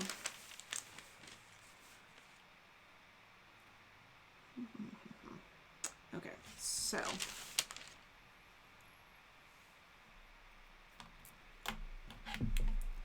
For once, the interesting thing on this is that a lot of times I don't have to make a ton of adjustments when I'm patterning out menswear because I'm not usually that far off in size.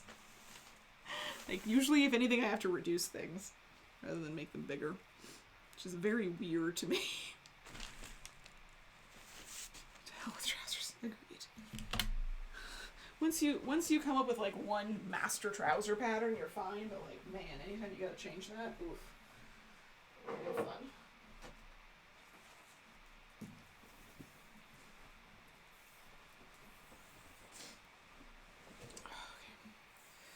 Okay. So, for the waist, looking at about almost 40 inches, which is definitely bigger than I need. And for the chest, looking at about 42, which is not like hugely bigger than I need, but definitely a little bit bigger. Okay, awesome. Someone's at the front door. Let's find out who. Is it a package or is it something important? Well, considering that they've already disappeared, I'm going to guess it's a package. Yep. Ooh, FedEx. What would that be? I don't remember which thing came by FedEx. Actually, I wonder. Give me a second. I'm going to run downstairs because I think that might actually be the fabric for this. Let's find out. Yeah, trousers, like, there are definitely, I don't know. Alexa's talking downstairs. So, yeah, like, trousers basically come down to, once you find something that works for you, then you're good. But it's just getting the cant of how the hips and the crotch section need to, like, interact with each other for your body. But I will be right back. I'm going to put you guys on intermission. I'm going to run downstairs. Also, just feed the dog so she leaves me alone. I'll be back in like 5 minutes. And hopefully it is what I think it is. And yeah, we can do an unboxing.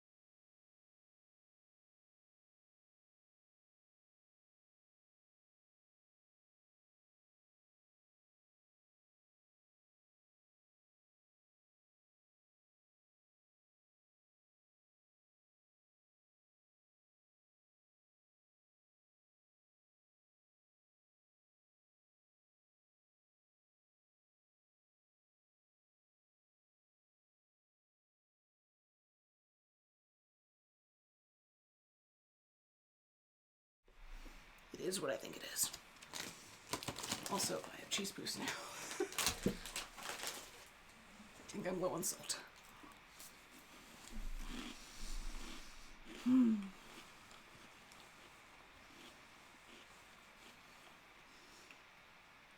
Well, the fit that fits you for trousers is the same for no matter what era. You then just adjust the leg, the height on the top. But dealing with your hips and that complicated area is, until you get dramatically different, pretty much the same. Like, once you find something that works for you, you can use it for a lot of things. So, all right. This was fortuitous. It ended up being the thing that got delivered on time today. Well, not on time. It was supposed to be delivered like 2 days ago, but... Okay, what's the point of, like, the rip thing if it's then stuck above that?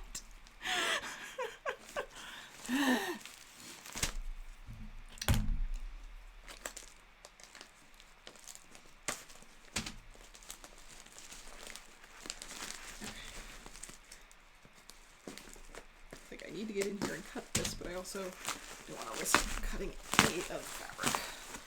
Alright, I've also got a couple of swatches that came with it, and the usual coupon that I always forget to use. Let's see. I realized I hadn't gotten a swatch of this fabric. Oh, that's nice. Not quite what I'm looking for, though. That's fun. That's a funky fabric. There's no light from that direction, is there? I really need to buy that light. I keep telling myself to do that, and then be like, no, it'll be...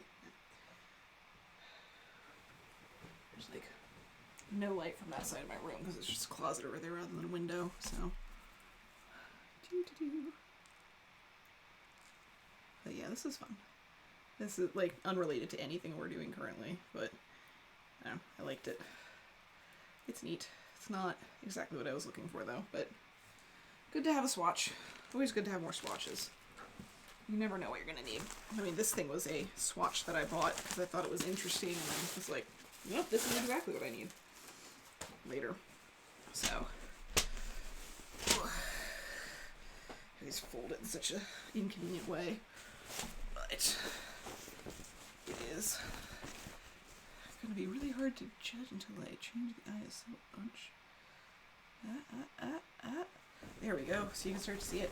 But yeah, it's a, like, black velvet situation. The only problem is it stretches one way. So that's what makes it very modern, but I'm going to be, you know, putting lining to it and that sort of thing, and interfacing so it won't stretch. So, like, that won't be a big deal, thankfully. Hence why I'm also just doing it like, it's costume, it's fine, like, because I don't want to spend a bunch of money, because I want to be able to wear this, like, actually wear it on the regular, so. I just like it because it's subtle, but it's very much of the era. There are tons of velvet waistcoats where it's actually, like, flocked just for a waistcoat from, like, the 1720s through 40s. Like, it's a little, so that, but there's some earlier stuff, too. But they get really into these really intricately flocked designs in, like, the 1730s especially.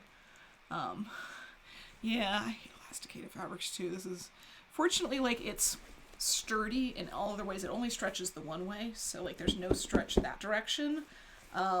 It's just the one way for some reason. So it would actually make a really wonderful pair of trousers because it'd be really easy. Like, you'd have a extra little benefit of that stretch working horizontally in your favor, which is what originally I was planning on doing with it. When I got the swatch, I was like, I might make a pair of trousers out of this. I don't know, maybe I'll get more and do that, but for now it's going to be a waistcoat. A moderately accurate waistcoat. Actually, I'm looking at this, I might even have enough for sleeves, we'll see. I mean, that would be actually also very accurate, but I don't know if I want that or if I want it to be sleeveless. I don't know. We'll find out. I'm not too worried about it. So, Either way, I think I'm actually not going to cut this thing out and then do all that. I was planning on making a big thing out of patterning this and actually filming it for Patreon or whatever, but I also figured it was going to be smaller than me, not larger than me. So, yeah. Then it kind of loses the effect of what I was going to be showing. But, okay, so I feel like the back of this is a lot wider than it should be proportionally. But that might be of the era. Kind of looking at things, I think that's more of an era thing. In the later 18th century, it's like a 2/3, 1/3 thing. So like the front, just that, would be like 2/3 of your body, and then the back is 1/3. But it looks like that's not quite the case in this era. But I'm also only looking at two things, so that's not saying much. Historically adequate, yes.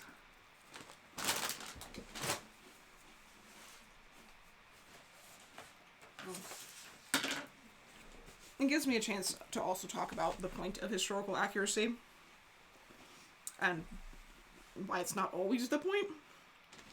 I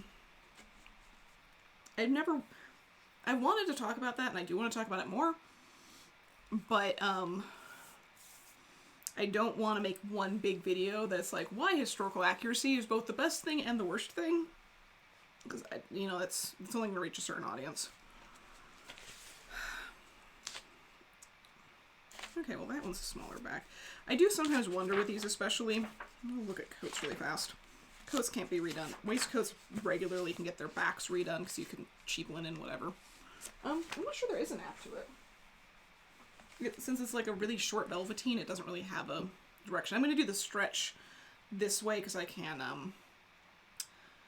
deal with that with like putting, you know, the inner linings and things like that. I can keep that from stretching too much. If I do it vertically, it's likely to just eventually sag with time, or if I put something in my pockets, it'll sag, so I definitely don't want stretch vertical if I can help it. Like, that is more important to me. Mitigating droopiness. Okay, so that's a little... Okay, so this area is not quite as extreme. A little more side seam than... Okay, so that's really good to know. Like, I'm finding that this era is not the 2/3, 1/3 that I'm used to for the later eras. Like, look at that. That is much more... Not like half and half, but it's definitely not 2/3, 1/3. So that is really interesting to note, and I will take that into consideration as I'm doing these things with readjusting that, because otherwise I would just make this like back way narrower. Like, that might not be exactly all that I need to do. I might need to adjust the front slightly too. So I'm definitely adjusting the back. I don't like the shape of it. I don't like anything about it. So starting there, Back and I are having a discussion. That discussion starts with, where did I put my pencil? There it is.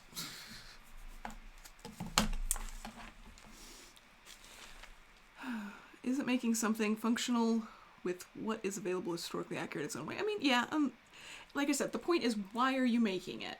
What are you doing with it? What are you doing it for? And that's going to tell you whether it's worthwhile. Like, being historically accurate just as a bragging right is not good in my opinion. But being historically accurate to learn, to experience, to teach, yes. And that's usually what I do. I don't hand stitch all of the stuff that I do to be like, I hand stitched this. Yeah. I hand stitch the stuff that I do so that way it helps understand, like, how long does it take to hand stitch something versus machine stitch it? How much does that change how things are done? Like, certain constructions are really hard to do by machine, but are really easy to do by hand. And understanding why we changed how we make clothing and the parts that we have, why we changed over to having a bag lining in the 20th century versus an interfacing, inner lining sort of thing. Like, we did a lot of inner linings in women's wear in the 19th century, and there's a weird combination of them in the 18th century. And so it's like, why did we change what we did? And it's because of hand versus machine. It takes as much time to hand finish all of your seam allowances so they don't fray in 18th century stuff as it does to just simply like fold some stuff over or do a weird seam. So they have a lot more finished edges on the inside, but not all of them. And then the 19th century, they start including machines and things, so some things go faster, but it's easier to, you can't do some things by machine, and so suddenly it becomes a better bet to do most of it by machine and then hand finish the edges. So it's just like the way that they're adjusting for the methods that they have. I haven't watched that.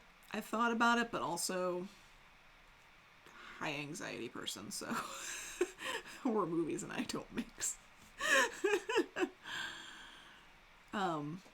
But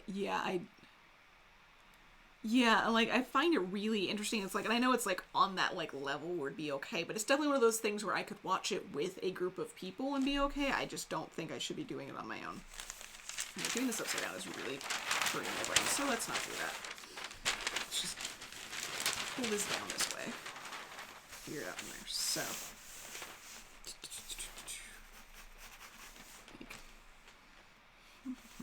I'm just going to pull this in slightly. I don't need to lose a ton.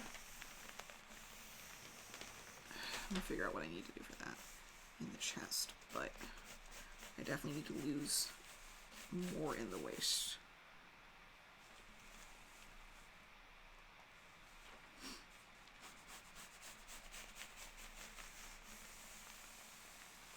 I also just like the look of that better.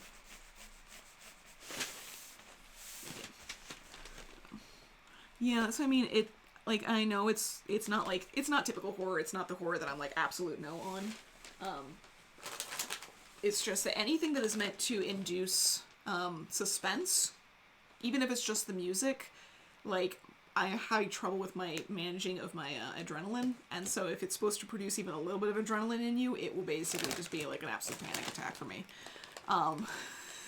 I even found like the rhythm of happy songs, if it is slightly faster than what your heartbeat is supposed to be, my heart will try and match it, and then I'll have like a panic attack. That happened on like a Disney ship once. Like, I was listening to Disney music, and it just was like modernized Disney music, and they tried to make it a little faster. It was bad. Real bad. I was like, why am I having an anxiety attack over a Disney song? I don't know.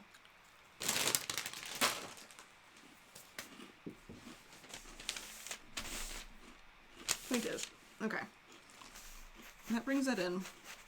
I don't want to re-flare out the skirt, but I want to follow. Because I don't want the skirt to be really narrow. But I also don't want it to be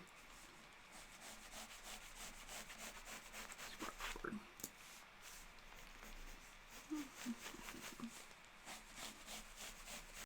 I'm going for the very like punk pirate look that they went for. That is the goal here. Chaos. So, hurdy-gurdy. Oh man, I have a lot of personal memories with hurdy-gurdy. Too many years in Williamsburg, man. Too many years. That place just ruins you to be a modern person ever again. Like, I just remember right before I was getting ready to move, when I was moving into a modern life, as it were, I was sitting with Abby, and we were watching a game of oh shoot, where did the sport go? The really confusing one that's really popular in England and India and other places like that was popular in the 18th century. I don't know. My brain keeps going Quidditch. I'm like, that is not right, brain. That is not at all what I'm trying to say. Cricket, yeah. We were watching it because there's when we were there, when we were both there, I'm not sure if it's around anymore, there was a group of guys that started up a cricket team, and they would do it in historical clothing, but they would also practice in modern, but a lot of them were working at Colonial Williamsburg, so at the end of the day, when they do their cricket, good gracious, my brain, their cricket games, like for practice, they'd mostly be in costume anyway, because that's just what they had on. And this was their own personal clothing, like they weren't doing it in the stuff that they were issued. A lot of them were just much more hardcore about their clothing.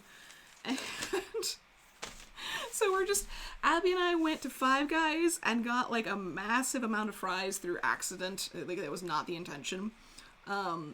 And we're just sitting there in modern clothing on a green surround, like, cause it's out of the way where people normally were, where the guests were, just watching a whole bunch of 18th century people, because there were women and men in their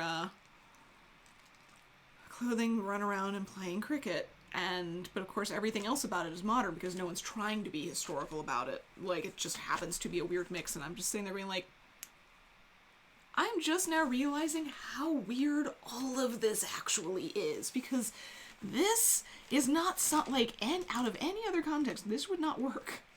Like, just so weird. I'm just like, I don't know how I'm gonna explain this lifestyle to people when I go meet normal people in my next place. So, oh yeah, hurdy-gurdy is a hefty thing to get. I'm trying to remember who I knew that had one. Somebody I know had one. Alright, so that's about what I want for chest. It is not going to work for waist. Waist is too big, which is hard for this era because they really encourage, like, still have a little bit of the belly left. My body doesn't shape that way, so it kind of makes it difficult. I think I'm gonna have to reshape the front line slightly because I don't think I can keep pulling it out and have it remotely work on the front. So, yeah, hurdy-gurdy. I mean, we had somebody on site that actually made harpsichords. That's always really cool. So, okay, I'm gonna have to...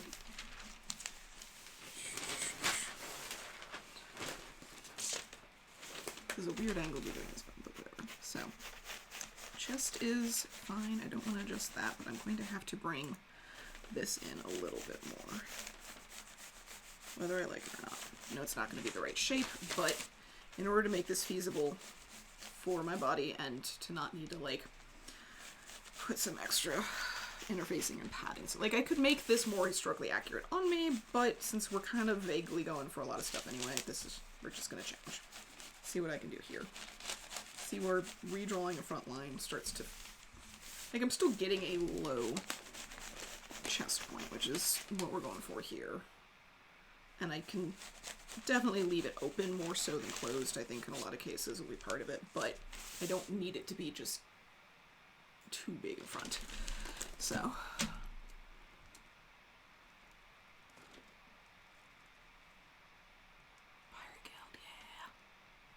Or you want to play? Yeah. That was also a common thing in Williamsburg, which was extra weird.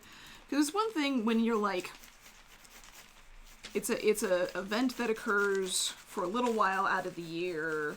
People just aren't aware of it. It's nearby, or like you're traveling to it or something like that.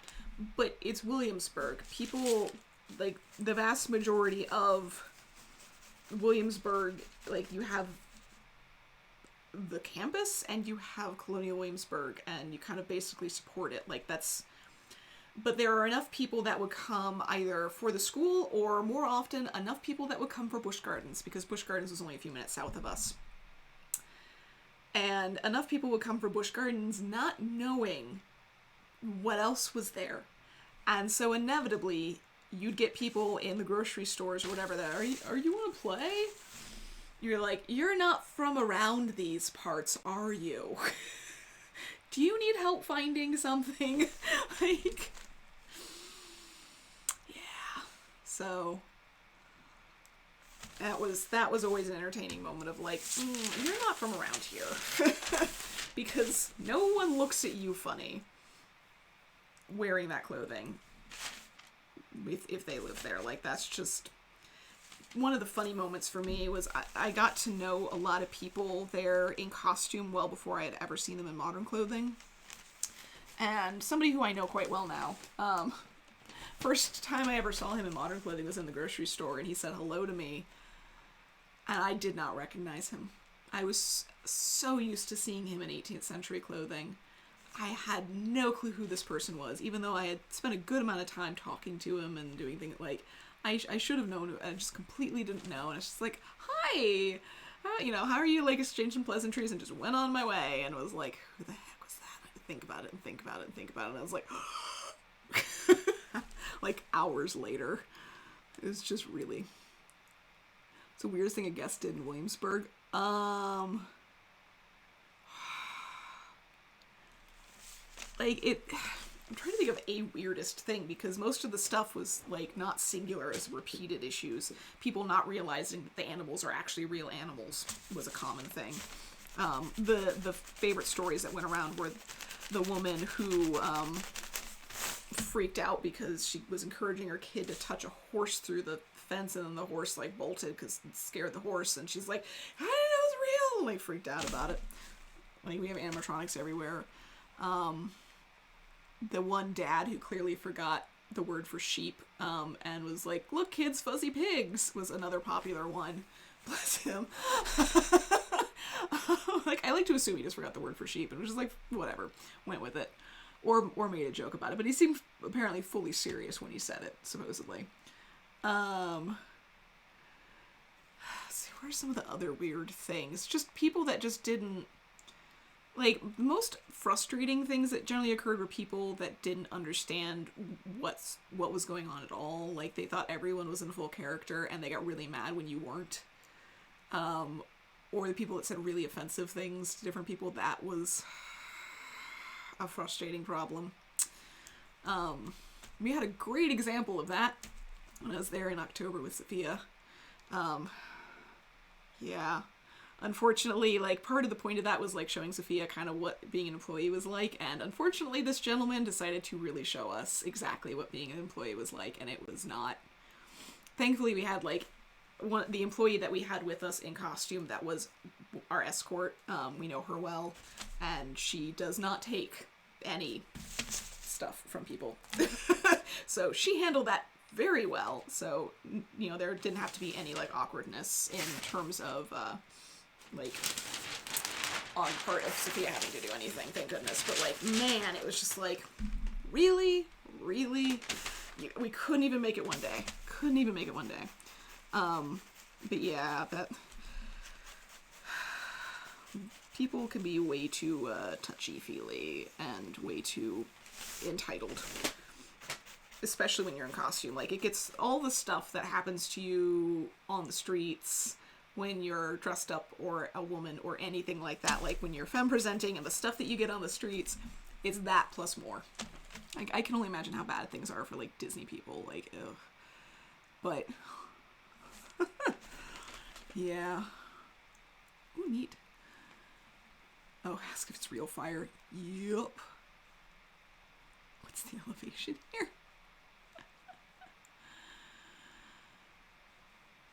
Yeah, I don't know what's, like, a particularly notable thing. One of the favorite stories that is always told on a regular basis, though, because it comes up in, like, Facebook memories, because one of the employees managed to catch it on camera, because the heck with it, like, we're taking a picture of that.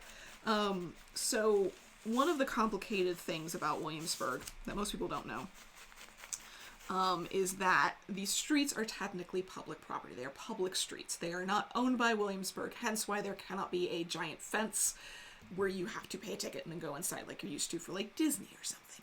It is a public area with private property. So all of the buildings, houses, land is owned by Colonial Williamsburg. Hello, yes, I do. I have Twitch. So all the land is owned by them, but the streets are public streets. They have an agreement with the city that the streets are shut down during the day, so that way there are not cars. That's a little more visible. So there are no cars between a certain time period.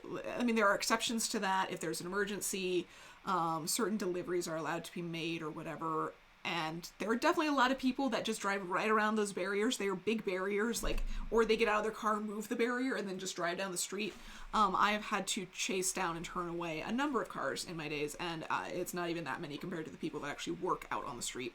It is a daily thing that somebody has to be told, you can't be here, you will run over people. It's really obvious. And even, like, Google Maps or those things don't take people. They know they're closed during that time of the day, so it's not like they had something directing them incorrectly. But the streets are public, which means that Colonial Williamsburg has no control over what occurs in the streets aside from what is under public law. Like, what you were allowed to do publicly, fine. So if people want to walk up and down the street at any, like, walk their dogs, cool. If people want to have a march to, like, protest something, they can also do that. Depending on what sort of size they are, they might need to get permits or whatever, but yeah, you can get anybody who walks around. And for the most part, this is not a big deal. People who show up in costume usually are pretty respectful, or they're like somebody with their parents or whatever, and so it's pretty obvious. You don't normally get giant, like, gaggles of people pretending to be employees. It happens occasionally, but most of the people that do go there in costume on a regular basis know the place well enough and know to respect that. Most of them. But the bigger problem that we tended to have, the more regular problem, is this one guy who inevitably, you end up with your soapbox. A literal soapbox guy, who was doing it from a religious point of view. And he liked to stand in the busiest spot on the street, stand on this box, and tell everybody that they were all terrible people. Very loudly, for very long periods of time. But as long as he didn't touch anyone or go, like, above a certain level of volume, he was allowed to be there. However, inevitably, sometimes things happened, and sometimes he got arrested or taken away or whatever. But he was there pretty regularly. But one time, he angered the wrong person by doing this. There was a guy that was, I don't know, he was a minister, pastor, or something. He was also, like, a religious leader of a church. And he was not okay with what this guy was doing, because the guy is very much full-on hatred. Like, it was not a kind, like, you need to find your way in life. It was all complete, just negative hatred stuff. And so they got into an argument, like, yelling match of psalms and things like that. And we're all so frustrated with this guy, and we'd reached a point where they'd gotten loud enough that security had already been called, because there was concern over it just escalating from there. And bless him, the man who was very frustrated, decided that the only way that he could show his frustration for this was not, he'd reached a point where he'd already done as much yelling as he could do. It couldn't get any more. He did not want to be physically violent with this person, and I'm very impressed that he did not get physically violent. He instead got so frustrated, he stripped off all of his clothing except his boxers and laid down in the street in front of this guy. And so we had, like, one employee was, like, nearby at the time, and they're like, the heck with the rule about cell phones. I am getting this. And so we have this one, like, pretty long distance hilarious photo of this guy just, like, nearly naked laying in the middle of the street, just like, I am done with this. And like they had to take both of them away, but, like, everybody from, like, the people in the street, the employees, everyone was absolutely, like, applauding the man who did this, the guest who did that. We're like, thank you, we can't do anything about it, so thank you for at least showing how angry someone who is also technically in the same vague religion as this person is. Like, it was just, the guy on the soapbox just kept yelling the whole time, they just kept yelling, matching the whole time, and so this was the guest, the proper guest, who was just like, I would like to punch you in the face. You could tell, like at that point there was going to be I would like to punch you in the face, but I can't, so just, yeah. That guy was, like, the guy on the soapbox was just an absolute thorn in our sides. I don't think he's around very often, but, oh, yeah. So, that's one of the funny stories that has occurred, at least in my opinion. It's one of my favorite stories to tell. There's just so much. There's always so many stories, so many crazy things. It is a very interesting and lovely place to work, but I don't feel a need to work there at the current moment, but it is really interesting, and I am so glad to have had that experience. We're still, like, pretty far over what I would like the waist to be, but I don't know, man. Got that down to, like, it's, like, not too far off.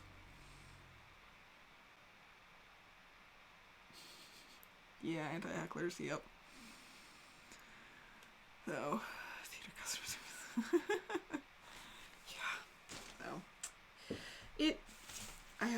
wonderful memories of that place. Some are crazier than others. Most of the really crazy ones either involve guests or after-hours antics of just the weirdness that is your social life with people being like, hey, we're doing a party on Friday night. Is it an 18th century or modern? Like, because everybody just has the clothing. There's always the question when they're like, oh, it's at so-and-so's house and it's on, when people live in those houses, they rent them. And so there's always that, oh, okay, which era are we doing? And so I've had massive parties in 18th century clothing where it's like, it starts off a little bit more historical, it's just somebody's backyard, and by the end we're like, people are just singing Lady Gaga. Like, it's fine. It isn't normal. I think if I need to adjust much in the shoulders before I move forward on this. I might. So. Yeah, Williamsburg is quite far away. I'm hoping to get moved back closer at some point. At least something that direction. This area is just not near anything.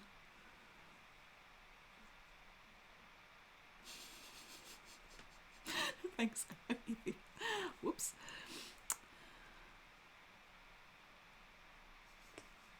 Craft time here. Okay.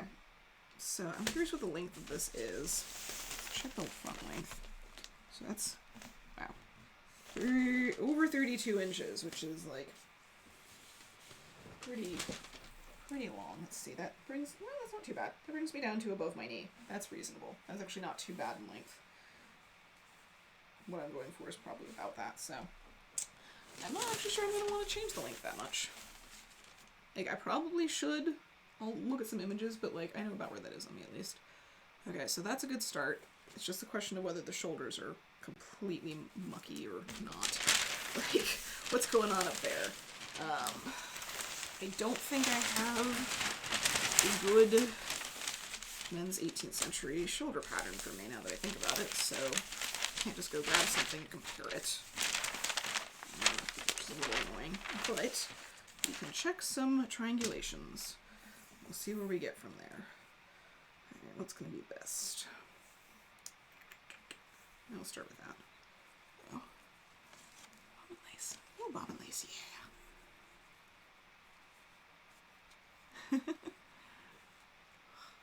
Okay, we've got. If I go much further than that, it's going to be uncomfortable, and I don't need to force myself to stand up straight all the time. So that's going to be above. So, yeah, that's way bigger than I need. Okay, cool. Question is, do I want to adjust that way or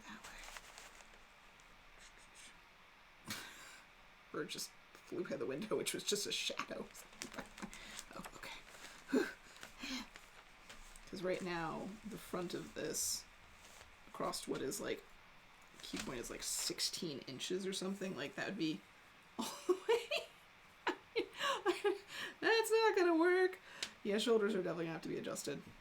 Okay, so do I want to just pull this in slightly? Do that.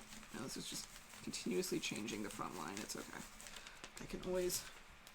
I don't know anything about this. I can always add more to that. Easier than I can do. Wait! Oh my goodness, what? What is the horror that is your life right now? Oh my goodness. What's wrong? What's so terrible? Oh, it is! Dramatic moments with Bailey. Okay. So, more like, let's go around here-ish. Is probably about where I need you for that. What do you need? You need to go out. Is this the I need to go out noise? Okay, just a minute. I promise I will get to you in just a minute. I know. I just need to get this marked before I walk away and then I have no idea what I'm doing. I know! Okay. Yeah, I will answer your question as soon as I get back, because apparently the dog is in great dire need. So, I will be right back.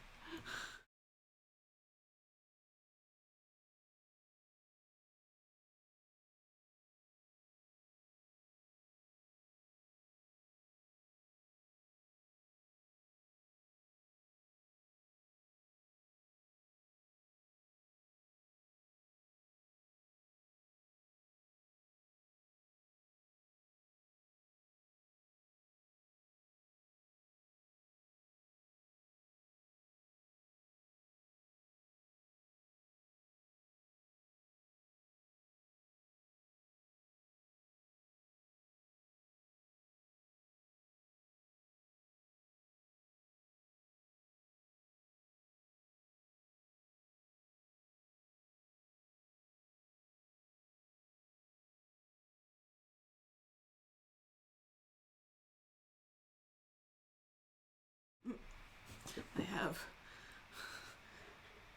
the holy of holies for dogs. Agree. Okay, now we're good. Done all the things. All right. There was a conversation occurring. Where did it start? Off the shoulder. Knitting.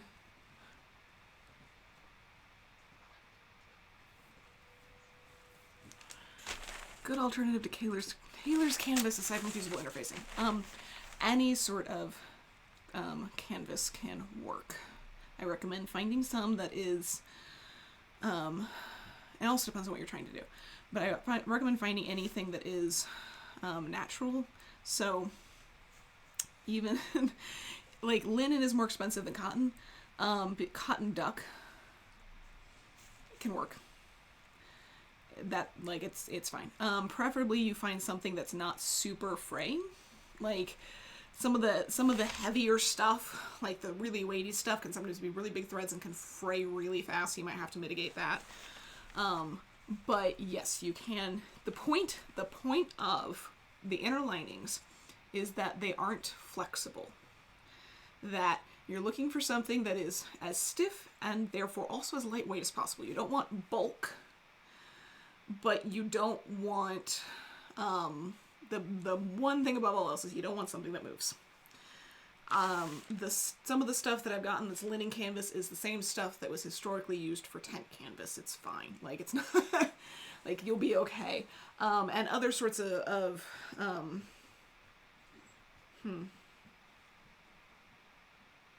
yeah, so like any sort of, stiffer canvas, like just something that doesn't have give. You can go really lightweight depending on what you need. Like I said, I've used plenty of cotton and things like that, but yeah, cotton canvas is fine. Just try to find some that's a little bit lighter weight, and that's okay. The important thing is not stretch. Dharma has some really good stuff that would work, I think. Dharma has a lot of mid-weight cotton duck sort of things, and they're cheaper because they aren't dyeing things if there's things. So I highly, if you can get Dharma, like if you're in the U.S., highly recommend Dharma. So yeah, that is, and even that, like, that sort of thing was used in summer jackets. Yes, so.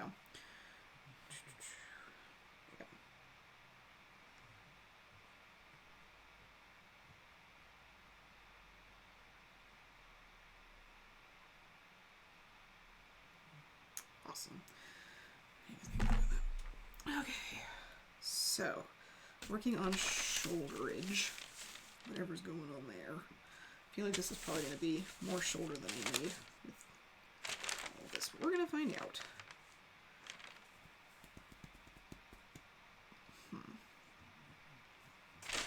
Alright, let's start with the simple measurements. Checking around here. So, yeah.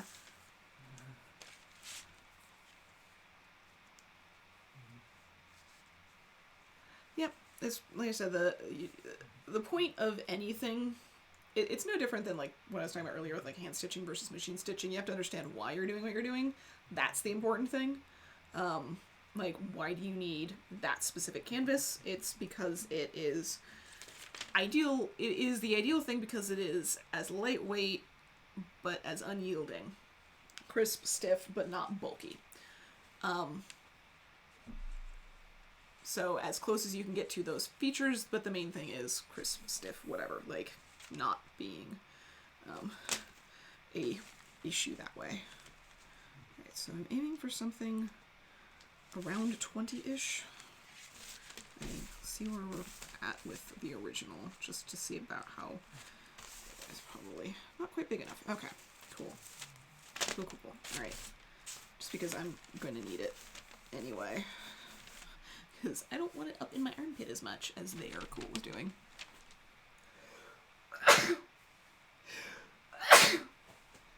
Okay. Like, there's gonna be a second one, there always is. So, alright. I want to go way out on my shoulder. Petit chouette, gesundheit, all that. Alright, so. I think in general I'm just gonna narrow this up because I don't need my shoulder. Clearly this was for a person not only a little bit bigger than me, who definitely had more of a belly than I do, with like more forward facing weight carrying than I do, but also much broader shoulders. Chest is not hugely different, but obviously I'm going to carry more in front than they do.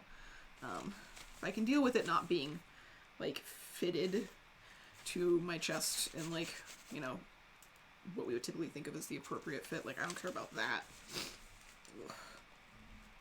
I'm more concerned with it not hanging weirdly, like being uncomfortable, especially around the arm opening areas. Like, I also feel like I might need to bring that up a little bit because I feel like that's just gonna. Maybe I need to bring that forward. So really awkward.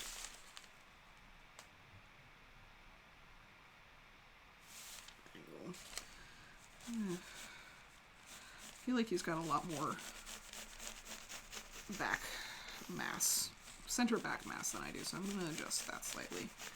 I'm not sure it's necessarily going to be important, but I can imagine that if we're talking about somebody with shoulders as large as this person has, comparative to me, that they're going to hold more weight in their back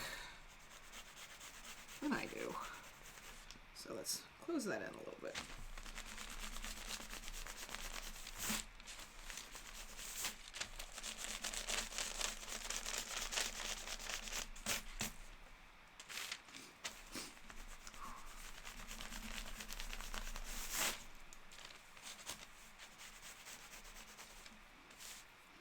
Double checking the chest measurements because I just did a lot of things on this. I want to make sure I'm not making the chest too small before I go too far.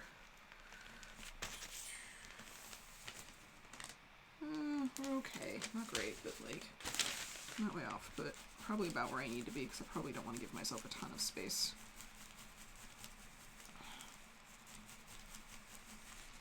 Okay, cool.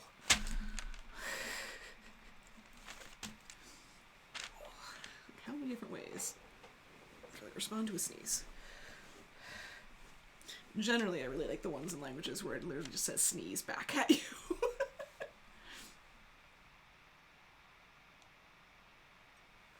I don't know. I'm debating whether I need to do... If I do a mock-up, it will not be the full length because I don't want to waste that much fabric. The skirts I'm not concerned about. Those are not shaped and fitted. I would probably just do, like, to the chest or whatever. Or down to the waist, probably. So I'm thinking about it. I don't know. I probably should.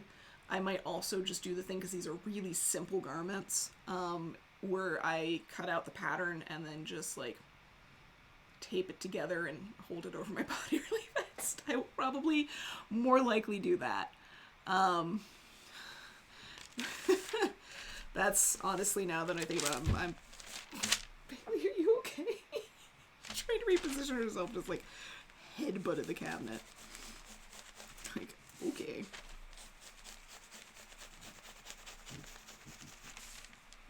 Hey, you... We got a blanket in her bed and she's trying to fuss with it. Okay. I think this will have narrowed the back enough. Yeah, that won't be a problem. That's about what my back measures. Across there. That's still a little bit wider than I would like it to be, but it's not too bad.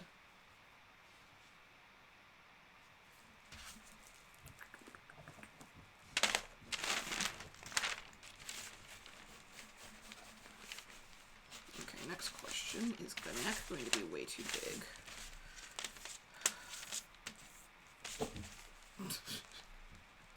What are you doing? Chaos. So we've got just under 16 inches. Nope, that's fine. I don't want to go any smaller than that, honestly. I'd start to get uncomfortable. Oh, I got it. Oh, I'm forgetting overlap. I'm fine. We're good. Like, wait, what am I? Just gonna give myself a little bit more there. It's like, oh wait, I forgot this buttons. We're not doing center front. We're doing, okay. Brain forgot to deal with that.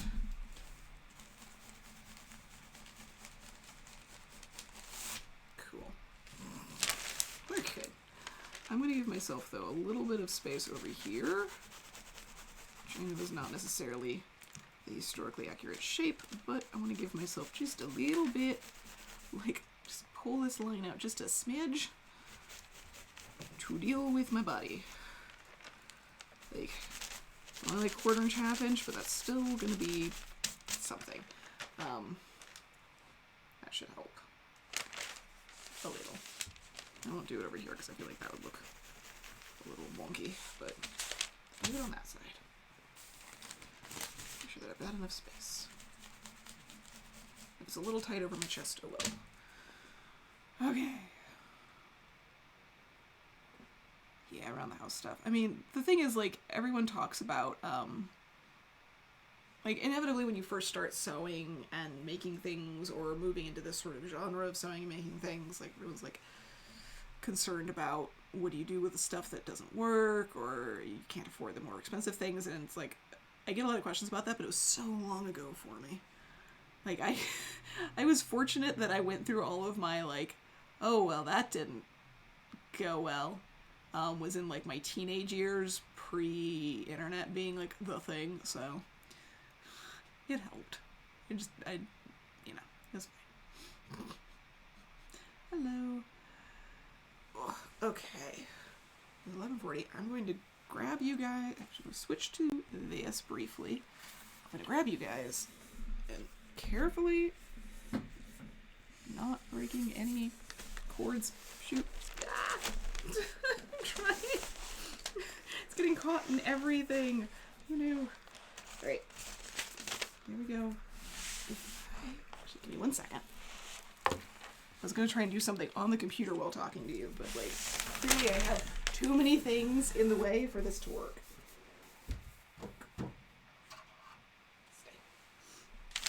Alright, that should help. I've just got, like, the microphone cord only goes so far, and the big thing of paper is kind of in the way. Okay, so I can earthquake. So I'm just going to take a moment and order myself some food because I don't have the energy to make myself a lunch today, and I need to eat soonish, so I can do that, order it, and then sit and chat with you guys for a while I cut this out, and we'll see how it goes. What do I want for lunch today? That is the question. I have many options. I think that would be good. That has some veggies in it. I'm going to choose the correct thing. It's miso soup, good and healthy. Has some veggies. That's the right choice, yeah.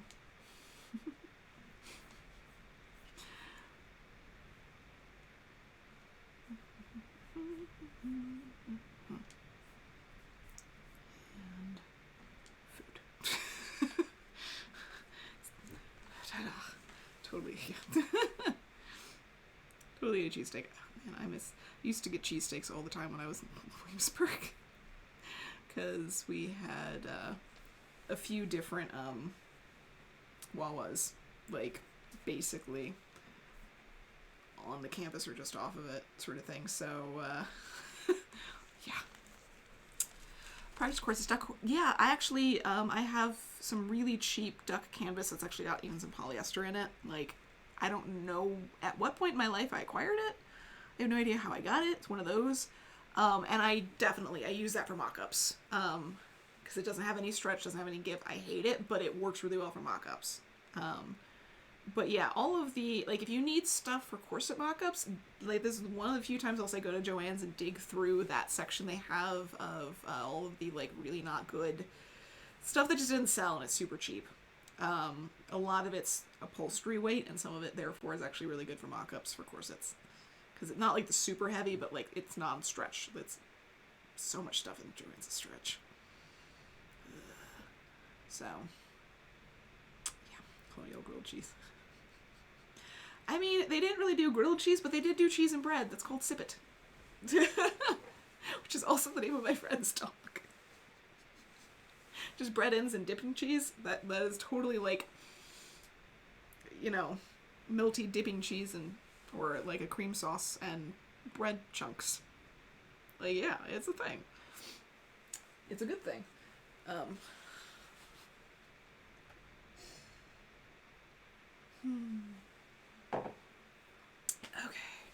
Cool. Alright, I ordered food. That was the point of doing that for a few seconds. To move you back. Like, as much as my table thing, like, stand that I've got this on moves around, like, it just, yeah. Okay. It doesn't quite get me, like, close enough because the table's in the way, and so it always just feels like, I guess that's not too bad. It just feels a little awkward to have that, like, I guess that would have worked, but I can't quite reach. Like, that was more the point. I was like, oh yeah, I have to actually order food. Okay, let's get this cut out, and then I can see just how bad it is on your body. And tape it in like half over, so I think it'll be fine. Well, I'm good for company. Thank you so much, though. Like, if you need any advice coming through town, but I at least don't live alone, so I'm not too poorly off. I am definitely one of those, like, just let me... I'm trying to take advantage of cocooning for a while to deal with the health stuff that I've been going through, rather than, like, forcing myself to socialize. Because that is the one thing that drains me more than anything. Like, this is okay, and it's not bad, but, like, I went to get my hair done and, like, talked to one person I didn't know a few weeks ago and ended up with, like, a migraine. So I'm like, I love you all. I am not prepared to socialize again. I need time. Yeah, it's like,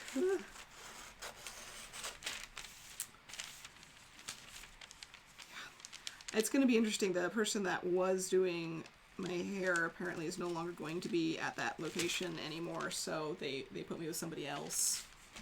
And I'm like, oh no, I gotta start all over again. Like, I think I have seen this person I'm gonna be with before in there, so I'm not, like, completely... I trust the place. Like, location-wise, I have no concerns whatsoever. It is a wonderful place, but I'm still just like, okay. Like, I have a very strong, like, trust relationship with people that do my hair because, like, they gotta be, like, I am exactly the opposite of what most people do. So we gotta build up a strong relationship pretty fast. So I'm hoping that they are a brave person. Oof, weddings. Oh my gosh. Yeah. Like, I love talking to people, and I love having conversations, and I love all that stuff. I am just realizing how much effort I put into, like, and I'm not even sure it is masking. It might be masking. I don't know. That might, like, I'm beginning to think it is all of that stuff where I'm just, like, hyper aware of everything, so. It's like, I like doing it, but I'm hyper aware until I know what all of the things mean from this person. But, so yeah. New person, gotta feel them out, gotta figure them out. And I'll be doing the usual walk-in and be like, hi, unless you shave my head, there is very little you can do wrong. Don't give me the same thing every time, and I don't know what I want most of the time when I walk in. I will give some things, like I will say, like, I definitely need this section shorter, or this is a problem, or, like, more color, or darker light, but, like, surprise me is, like, preferred, so... And it always takes a while for them to get, like, okay with that, even though I go to a place that specifically specializes in non-traditional hair. Like, that's their thing. The website is nothing but people with really colorful, like, hair and all sorts of crazy things going on. But, yeah. Masking? Yeah. So masking is, yeah, it's that, like, I'm going to be a person, and like I am two raccoons in a person suit today, or whatever sort of feeling. Like, just being aware of every sigh, everything that anyone does, and trying to match it. That's how a lot of people end up with picking up other people's accents, or phrases, or motions, or any of that sort of stuff. It's just like being like, I am very, like, I see exactly what you were doing, and I'm trying to match. Like, if you sat down at a fancy dinner and you watched exactly what utensil every person reached for, and how they hold it, how they cut their food, how they eat their food, how they move their hands, where they put their napkin, how they're sitting, who they're talking to, like what range of people they're managing, if they're reaching for things, or if they're asking to be handed, like, just, that's the best way I can describe it, is that moment when you're in a super, super fancy dinner and you are trying to act like you belong there and you're not going to mess it up. This is, again, another great example from our flag means death. Yet it is exhausting because you don't even realize you're doing it a lot of the time, until you do something that isn't, and someone makes note of it and goes, that was a little odd, like, are you okay? Are you fine? Or they start to question whether you belong there. But most of the time it's not those, like, hyper situations where people are like, are you supposed to be here? Like it used to be. It's more the making sure that you don't do something to upset the person that you're around. So you're doing it with friends, you're doing it with family, doing it with partners. Because otherwise they'll be like, are you okay? Or, like, that was a little weird. Are you, like, why are you dancing? Because it's a lot of the, like, stimming sort of stuff that people do, or you might hum and dance around a little bit all the time, or, like, movement. Like, I had a bit of an anxiety attack the other day, and so I was just kind of dancing around and moving, and husband was like, what are you doing? It's like, just, nah. And then I have to, like, explain it. It's like, nope. But yeah, you're just trying to not constantly, you're hyper aware and not being an imposition or a frustration or weird or confusing or everything. So yes. Ooh. Going to get an undercut, that's fun. Yeah, I mean, the thing is, once you find a place for, like, getting your hair done or stuff like that, it's comfortable, like, it is wonderful, but it is definitely stressful to begin with. Understandably. I feel like that's way longer than that. No, let's see. I love the place that I go to. I started with the person that owns the place. She was originally the one doing my hair, and then she, like, retired. She still owns the place, and she does Reiki stuff and all sorts of things with that, but she doesn't cut hair normally anymore. But because I know her well enough and the type of place that she is going for, and, like, the point of the place, I know that anybody she hires, anybody working there, anybody who is working there, anybody else who is attending there, like, that everybody around me is going to be, like, in a comfortable, safe group to start with, where if something happens, they understand, or they will, like, respectfully ask questions, or, like, I feel comfortable knowing that it is very much and I hate to use, because I know the safe space thing is, like, overused in certain ways, but it is in the sense of, I know these people aren't going to judge me harshly for things or have that happen around me, because it's not even just you, it's, like, seeing stuff happen. Like, when I was there a couple times ago, one of the hairstylists was talking about an experience she just had with a new client that came in and clearly, like, didn't understand where they were and was saying some really, really bad stuff. And she kicked her out. I was like, nope, we're done. We're not even gonna start, we're done. So it was, like, near the beginning of the conversation. And I was just like, nope, you're not, like, I'm just like, how did this person end up here? The place is called Outsiders. You go to the website, it's full of people with, like, colorful hair. And, like, very, like, you look at the Instagram, you look at the website, everybody is very, like, there's a lot of gender fluidity. There's a lot of mohawk, weird hairstyle, colorful rainbow like, it is clearly not, I need a blowout. Sort of level, like, you could definitely, like, anybody can go there, and you can get some really normal hairstyles there too, but clearly you're expecting a certain level of, like, acceptance of outside of the norm and people being unique and interesting and kind of just accepting people for who they are and expressing themselves. And then you come in with, like, racist stuff, you're gonna get kicked out. So... Oh, yeah! Oh, Outsiders website? Oh, God. They are the most wonderful people. The person that runs that, she is such a wonderful human being. So, if you're even coming through the area, always recommend them.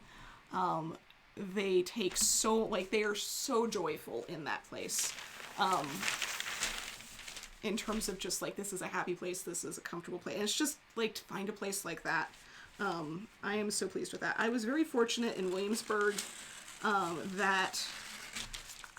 I've been very fortunate in all of the places that I've lived that I've managed to find a very good place to get my hair done. Because that, to me, is one of the only times that I stop working and stop doing and just don't do anything. Like, I just sit there. They're like, is it okay if we leave you at the bowl with your hair? Like, you know, the thing, it'll just be 15 minutes. I'm like, I'm going to sit here with my eyes closed for 15 minutes and not do anything. This is glorious. I'm cool. Don't worry. Oh yeah, no, that's absolutely, it is incredibly safe, inclusive, like, that is the point. Last time I was in, the, person who's in front of me is, like, who finished up with the person that I was with, was masculine presenting, so I'm gonna use he, him, because that's what I was getting off of the whole thing, but he had, like, the most brightly colored, wonderful clothing on, and he had just gotten his hair, it was about that long, bright purple and blue. It was the most beautiful wavy, just like, oh, and everyone was just, like, gushing about that. It's just like, thank you. This is what I need. So, yeah, it is a very happy, safe place, and that was the thing. Like, that person was immediately asked to leave. The owner is Native American, and, like, they were saying things, because we have a good amount of population, like, we have a lot of areas around here that are, and the person was saying stuff that was like, nope, and you clearly don't know, you're going. So I was like, nope. But yeah.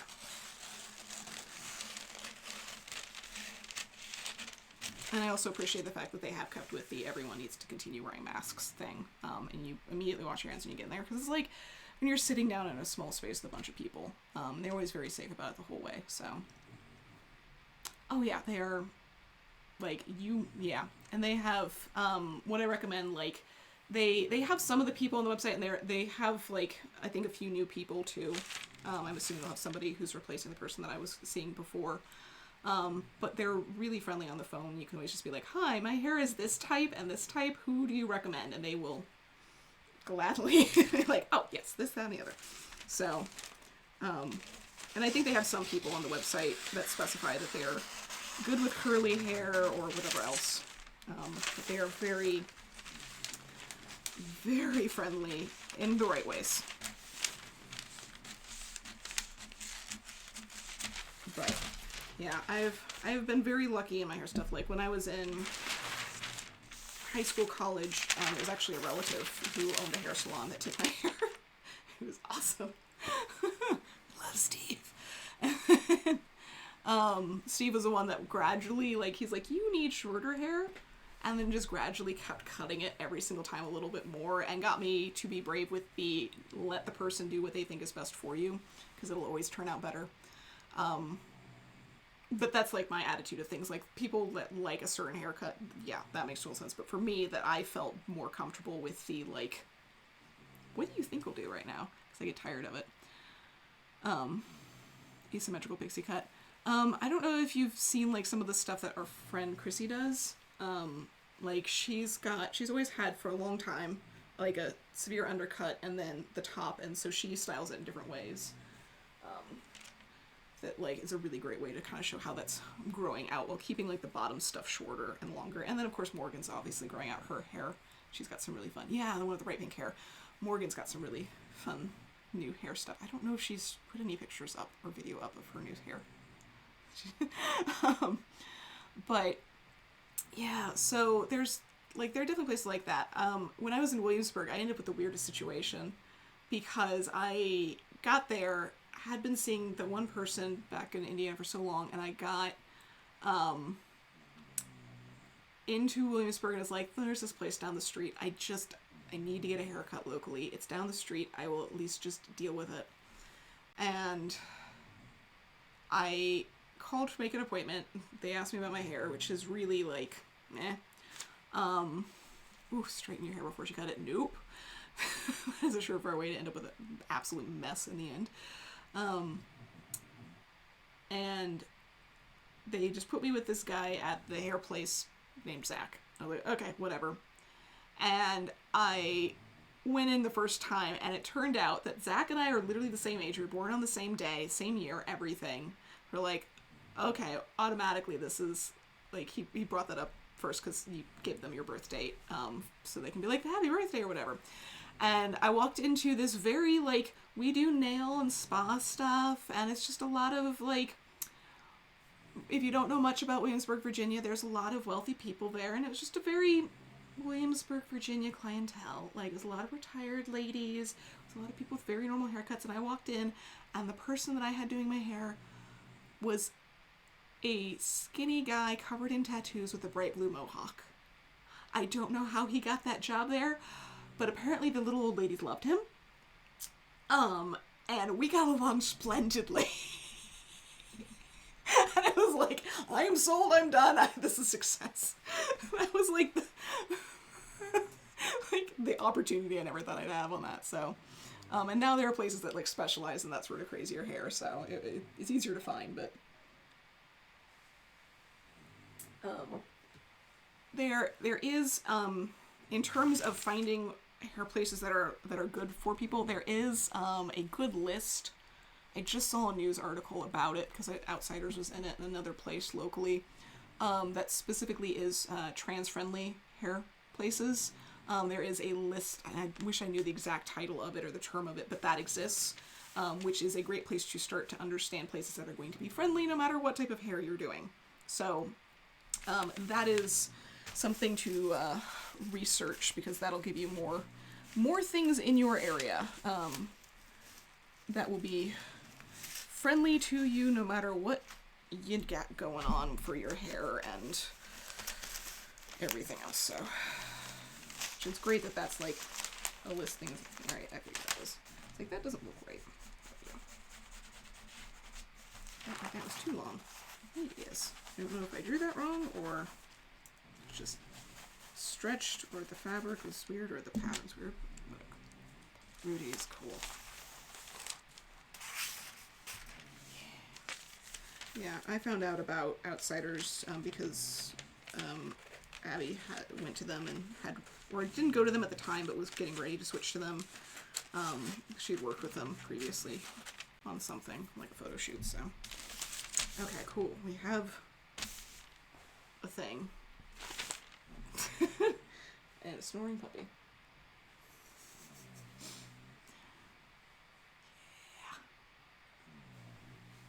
I did like a very light level mohawk for a while when I was into college. Because it just kept getting, like I said, just kept getting shorter, but he left it long on top, and so I could just do like big curl pile and like super short on the sides. That was really fun. So, yay! I'm so glad. They are full of really awesome people there, so. And like I said, there's another place locally that's also really good that's just started up. I don't know them, but Outsiders is my safe and happy place. But even then, it was just like, that day was just too much for me all at once, so. Jeez. Yeah, but, oh man. I never understand how, like, I understand having hair that you're more used to, because, like, very often you get used to starting on your own hair, and the stuff that they train you on starts with straighter hair because that's the easy stuff to understand. But, like, I know they have to do curly hair training to some extent in beauty school. Like, that can't possibly be not covered.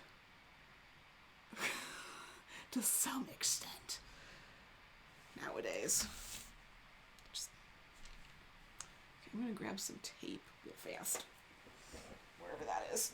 Try this out.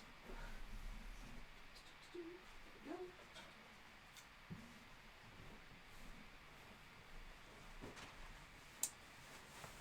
Oh, and I can work on this over the weekend, even though it's not the first one I want to do. I want to do the other thing first, but I don't think it's gonna work, so.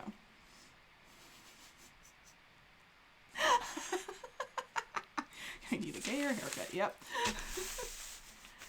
One day you'll fly from Italy to New York to try a traditional American barber. Oh yeah, there are some really good ones in New York. Like, some really good barbers.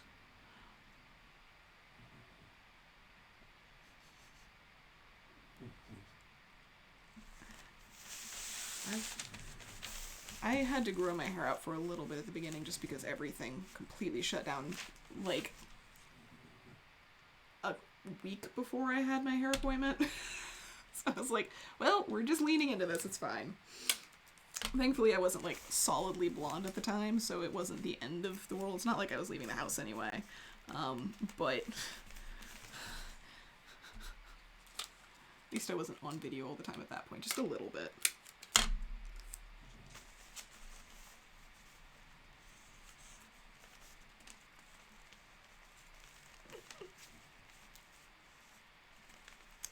Yeah. Well, I mean, depending on what you're going for, one of the ways that I have found that you can actually kind of get people to, like, get around the traditional hair things is to actually bring old pictures. So I did that for a while, in different places, because it's like, oh, I would like this 1950s haircut. Women's 1950s hair is super short. Crazy short. Like, some of it's, like, cut no more than 3 inches anywhere. And so you can actually get super short, very masculine looking haircuts by literally bringing in a 1950s manual.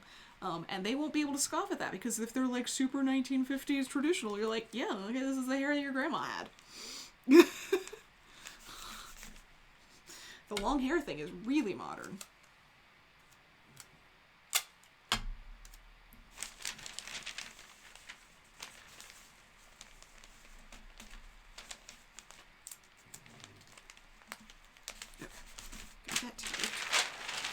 Whatever's going on there.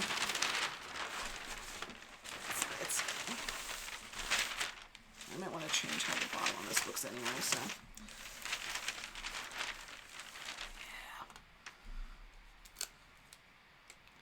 Yeah. Oh. I've definitely lived in some more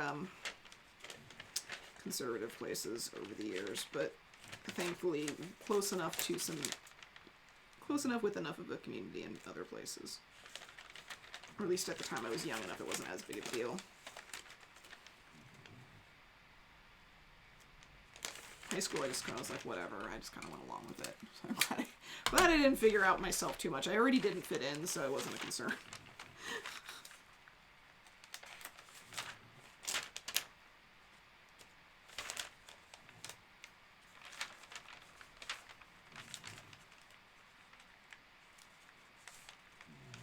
I remember in high school, one of the boyfriends that I had, very, like, anxiously, due to a series of, like, very hectic events, came out to me as bi, and thought I was just going to be absolutely so upset, and I just kind of stared at him for a while. I was like, okay. I mean, you're not cheating on me, right? And he's like, no. I'm like, then why do I care what you do? It was just this, he was so baffled by it, because I had grown up in a very different area with very different people. And, like, had family members who were gay and all this sort of stuff, and so it just wasn't anything to me, but to him it was, like, because of the people he grew up around and the society he grew up, it was a big deal, and I was just like, should I care more right now? I, like, remember just going home after that and just sitting alone and just thinking, like, am I supposed to make a big deal? Am I supposed to care a lot? Am I missing something? Like, I was just so baffled because, like, I literally hadn't encountered it. Like, I had grown up in a very, like, weird situation where I was almost, like, being, sheltered, but, like, in the opposite way. I think he later realized he was just completely gay. Like, he really liked having girls as friends, and it made him feel more comfortable when he was in high school to, like, make it less, like, awkward and jarring to him. But I was like, okay, I don't know.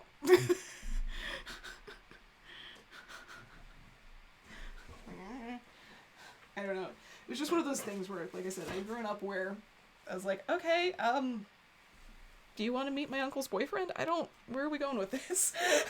Like, this is not a big deal. Stuff like that. Yeah. Yep.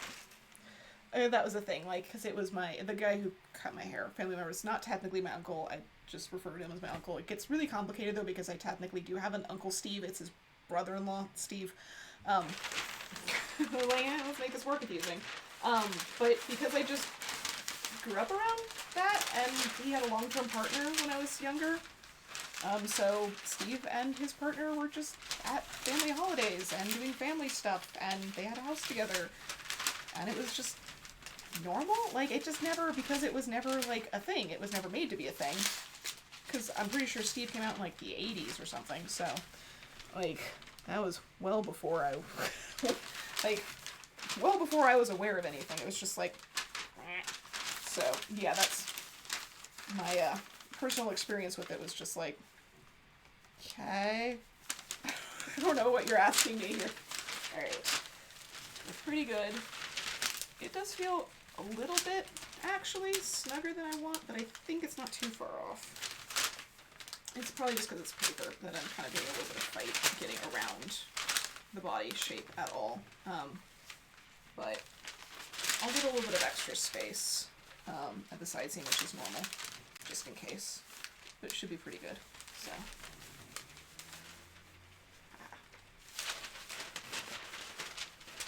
I don't know if I want to connect it the whole way down or leave it open.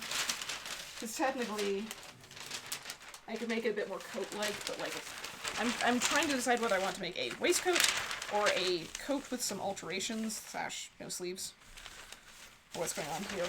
Jacket or something. Because I feel more like a waistcoat without sleeves is what I'm going for, but I also kind of like the body shaping that is like the pleat shaping that happens with coats, so I don't know. Yep. Okay. Cool. So that was not terrible fit-wise, which is really all I'm going for. But I'm going to check something really fast before I do anything else.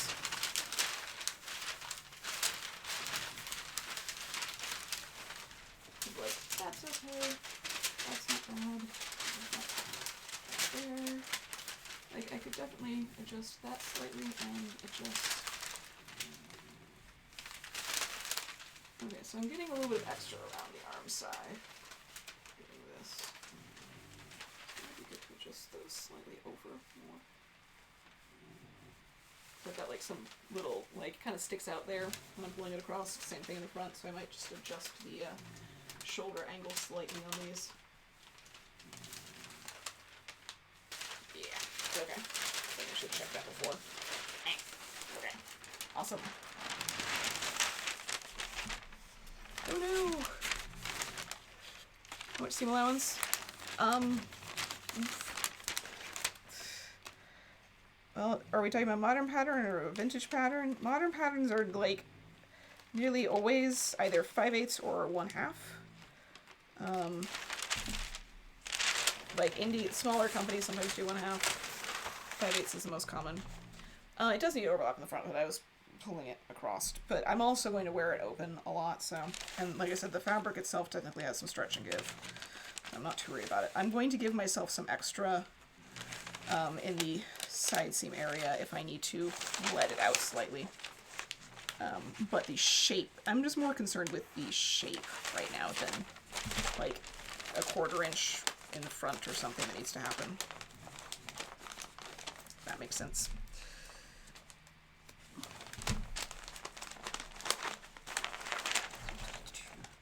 Split this.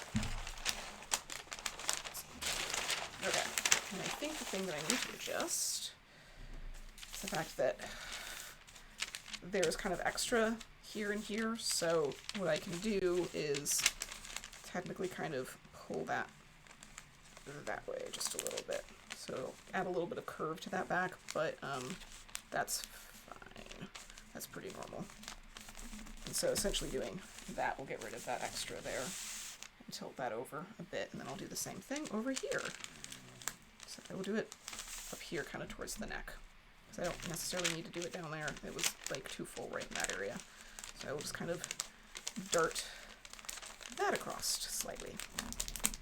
And that should help. Like if I was trying to make this an absolutely perfect situation, I might take the time to actually like measure and double check all of that. And I might end up making a mock-up of this just to be extra sure, but like, or just leave some extra and try it on.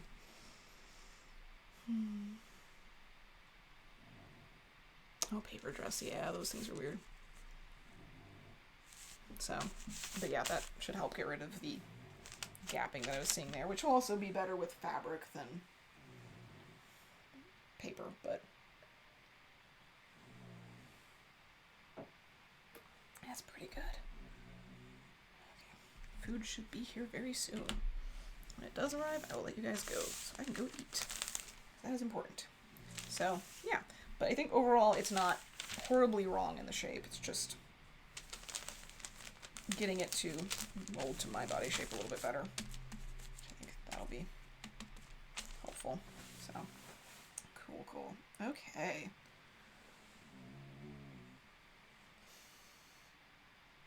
That dog. She forces her head down when she sleeps, and so she's got like the collar and the thing on, so she's mildly choking herself while sleeping. Like, really? You're doing it to yourself, man. Doing it to yourself.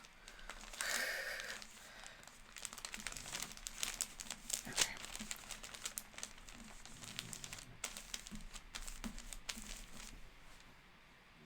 Alright. I think this makes sense. I'm feeling relatively confident. The other nice thing about 18th century is that piecing is really common, so if something's really way off, I can always fix that later. Altering a knit. Man, I don't know. I mean, you can definitely take apart stitches in the knit and whatever, but yeah, blocking it might be your better bet. Unless it's one of those things where it's cut. Like, if it's knit to shape versus cut out of a knit. Because if it's cut out of a knit, then you can just cut and reserge or finish off a zigzag or whatever. I mean, you can technically do that into a knit that is knit to shape, but the more complex the knit, the more difficult that's going to be, and the more likely it's going to end up being just a disaster. But it just depends on what sort of finishing edge sort of stuff is happening there. 22 pieces for a waistband? Interesting. I don't know how, but okay. I mean, I could see it if it's like super corset style, maybe? I don't know. That's all I got. Okay, we have a pattern that I think is pretty correct. I'm gonna go look at some pictures before I do that and like make sure that this is what I'm going for. Like fit, style, whatever wise, I think it's probably about right, and then I might actually be able to cut this out this afternoon and zip through it real fast. Like, I am really close to this, because it's not going to take too much effort. There's some internal structure, but it's not too much, so.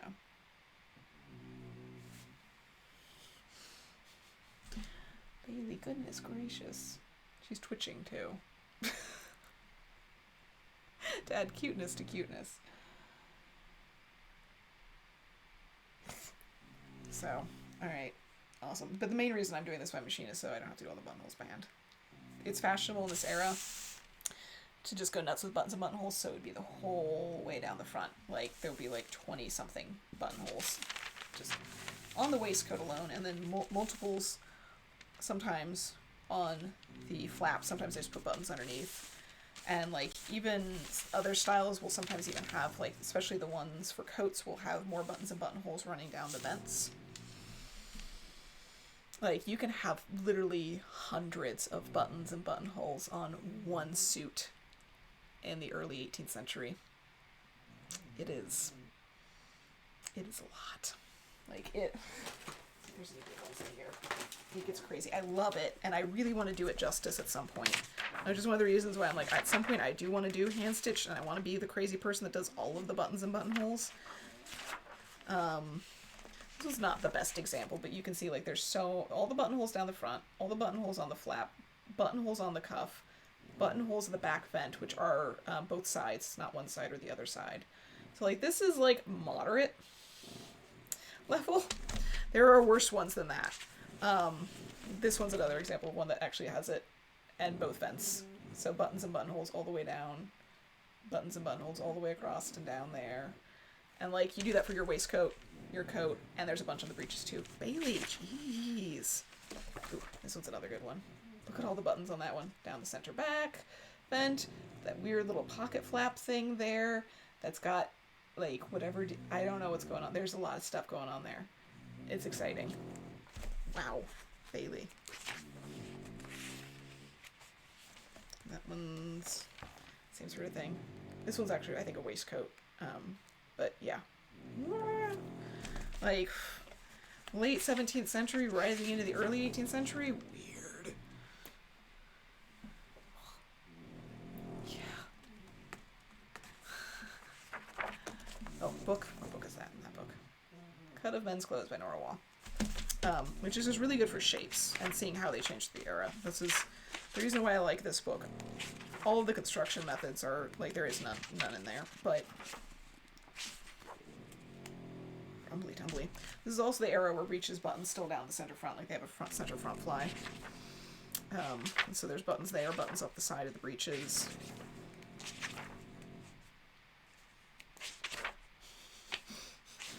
This dogule. So yeah, buttons were like a thing, and then they kind of like stop being a thing for a while, and there's kind of like there, and then they get really huge at the end of the 18th century. So they like bring them back, but in their own way, because they're like, well, we don't want all of the buttons that we had before, but oh, I do need a button. I should make a button one. That is a good one. I will add that to the list. I haven't had a chance to make a bunch of new ones, but yes. Oh yeah, she doesn't normally store this loud, but every once in a while she does. She's definitely having a dream. Like, she's twitching and she's probably chasing deer in her dream or something. So, yeah, definitely want to do one of the crazy button level things. But again, that is something that is best done when I have some time and I keep getting myself more things that I need to do. I wasn't making like 50,000 things for this cruise, and I can always dial back. Like, that's the thing I've known from the beginning. I have large plans for the cruise, but I have plenty of clothes if I don't get through all of it. So, start with priorities, work my way from there.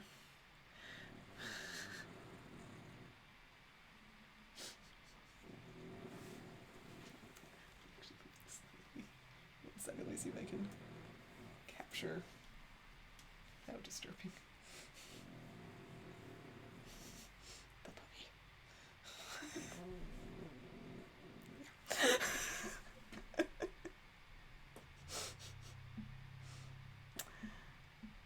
Oh no, they took your pattern weights.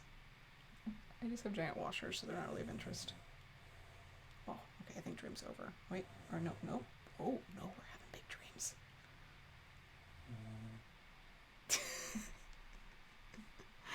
Oh, they are his wrenches. My recommendation for pattern weights is always the giant washers that you can get really cheap. Yeah, big snores for a very small dog.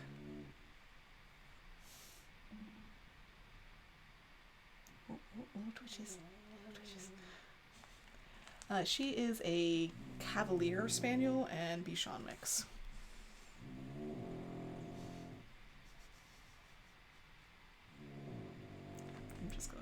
Just honestly, if I could sneak away without her waking up, I'd just leave this like 2 hours of my dog snoring. Nothing I do will wake her up either. Yeah, the neck pillow doesn't work so well. Like, but the thing is, she can sleep fine with it. It just means that she can't, like, scratch her ears right now. That's the point. Okay, well, my food is here.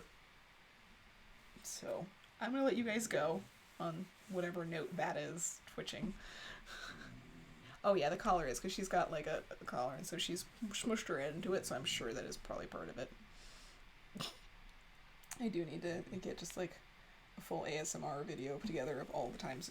The video this week, if you watch to the end, there is an adorable part of her at the end with me working. But, yeah.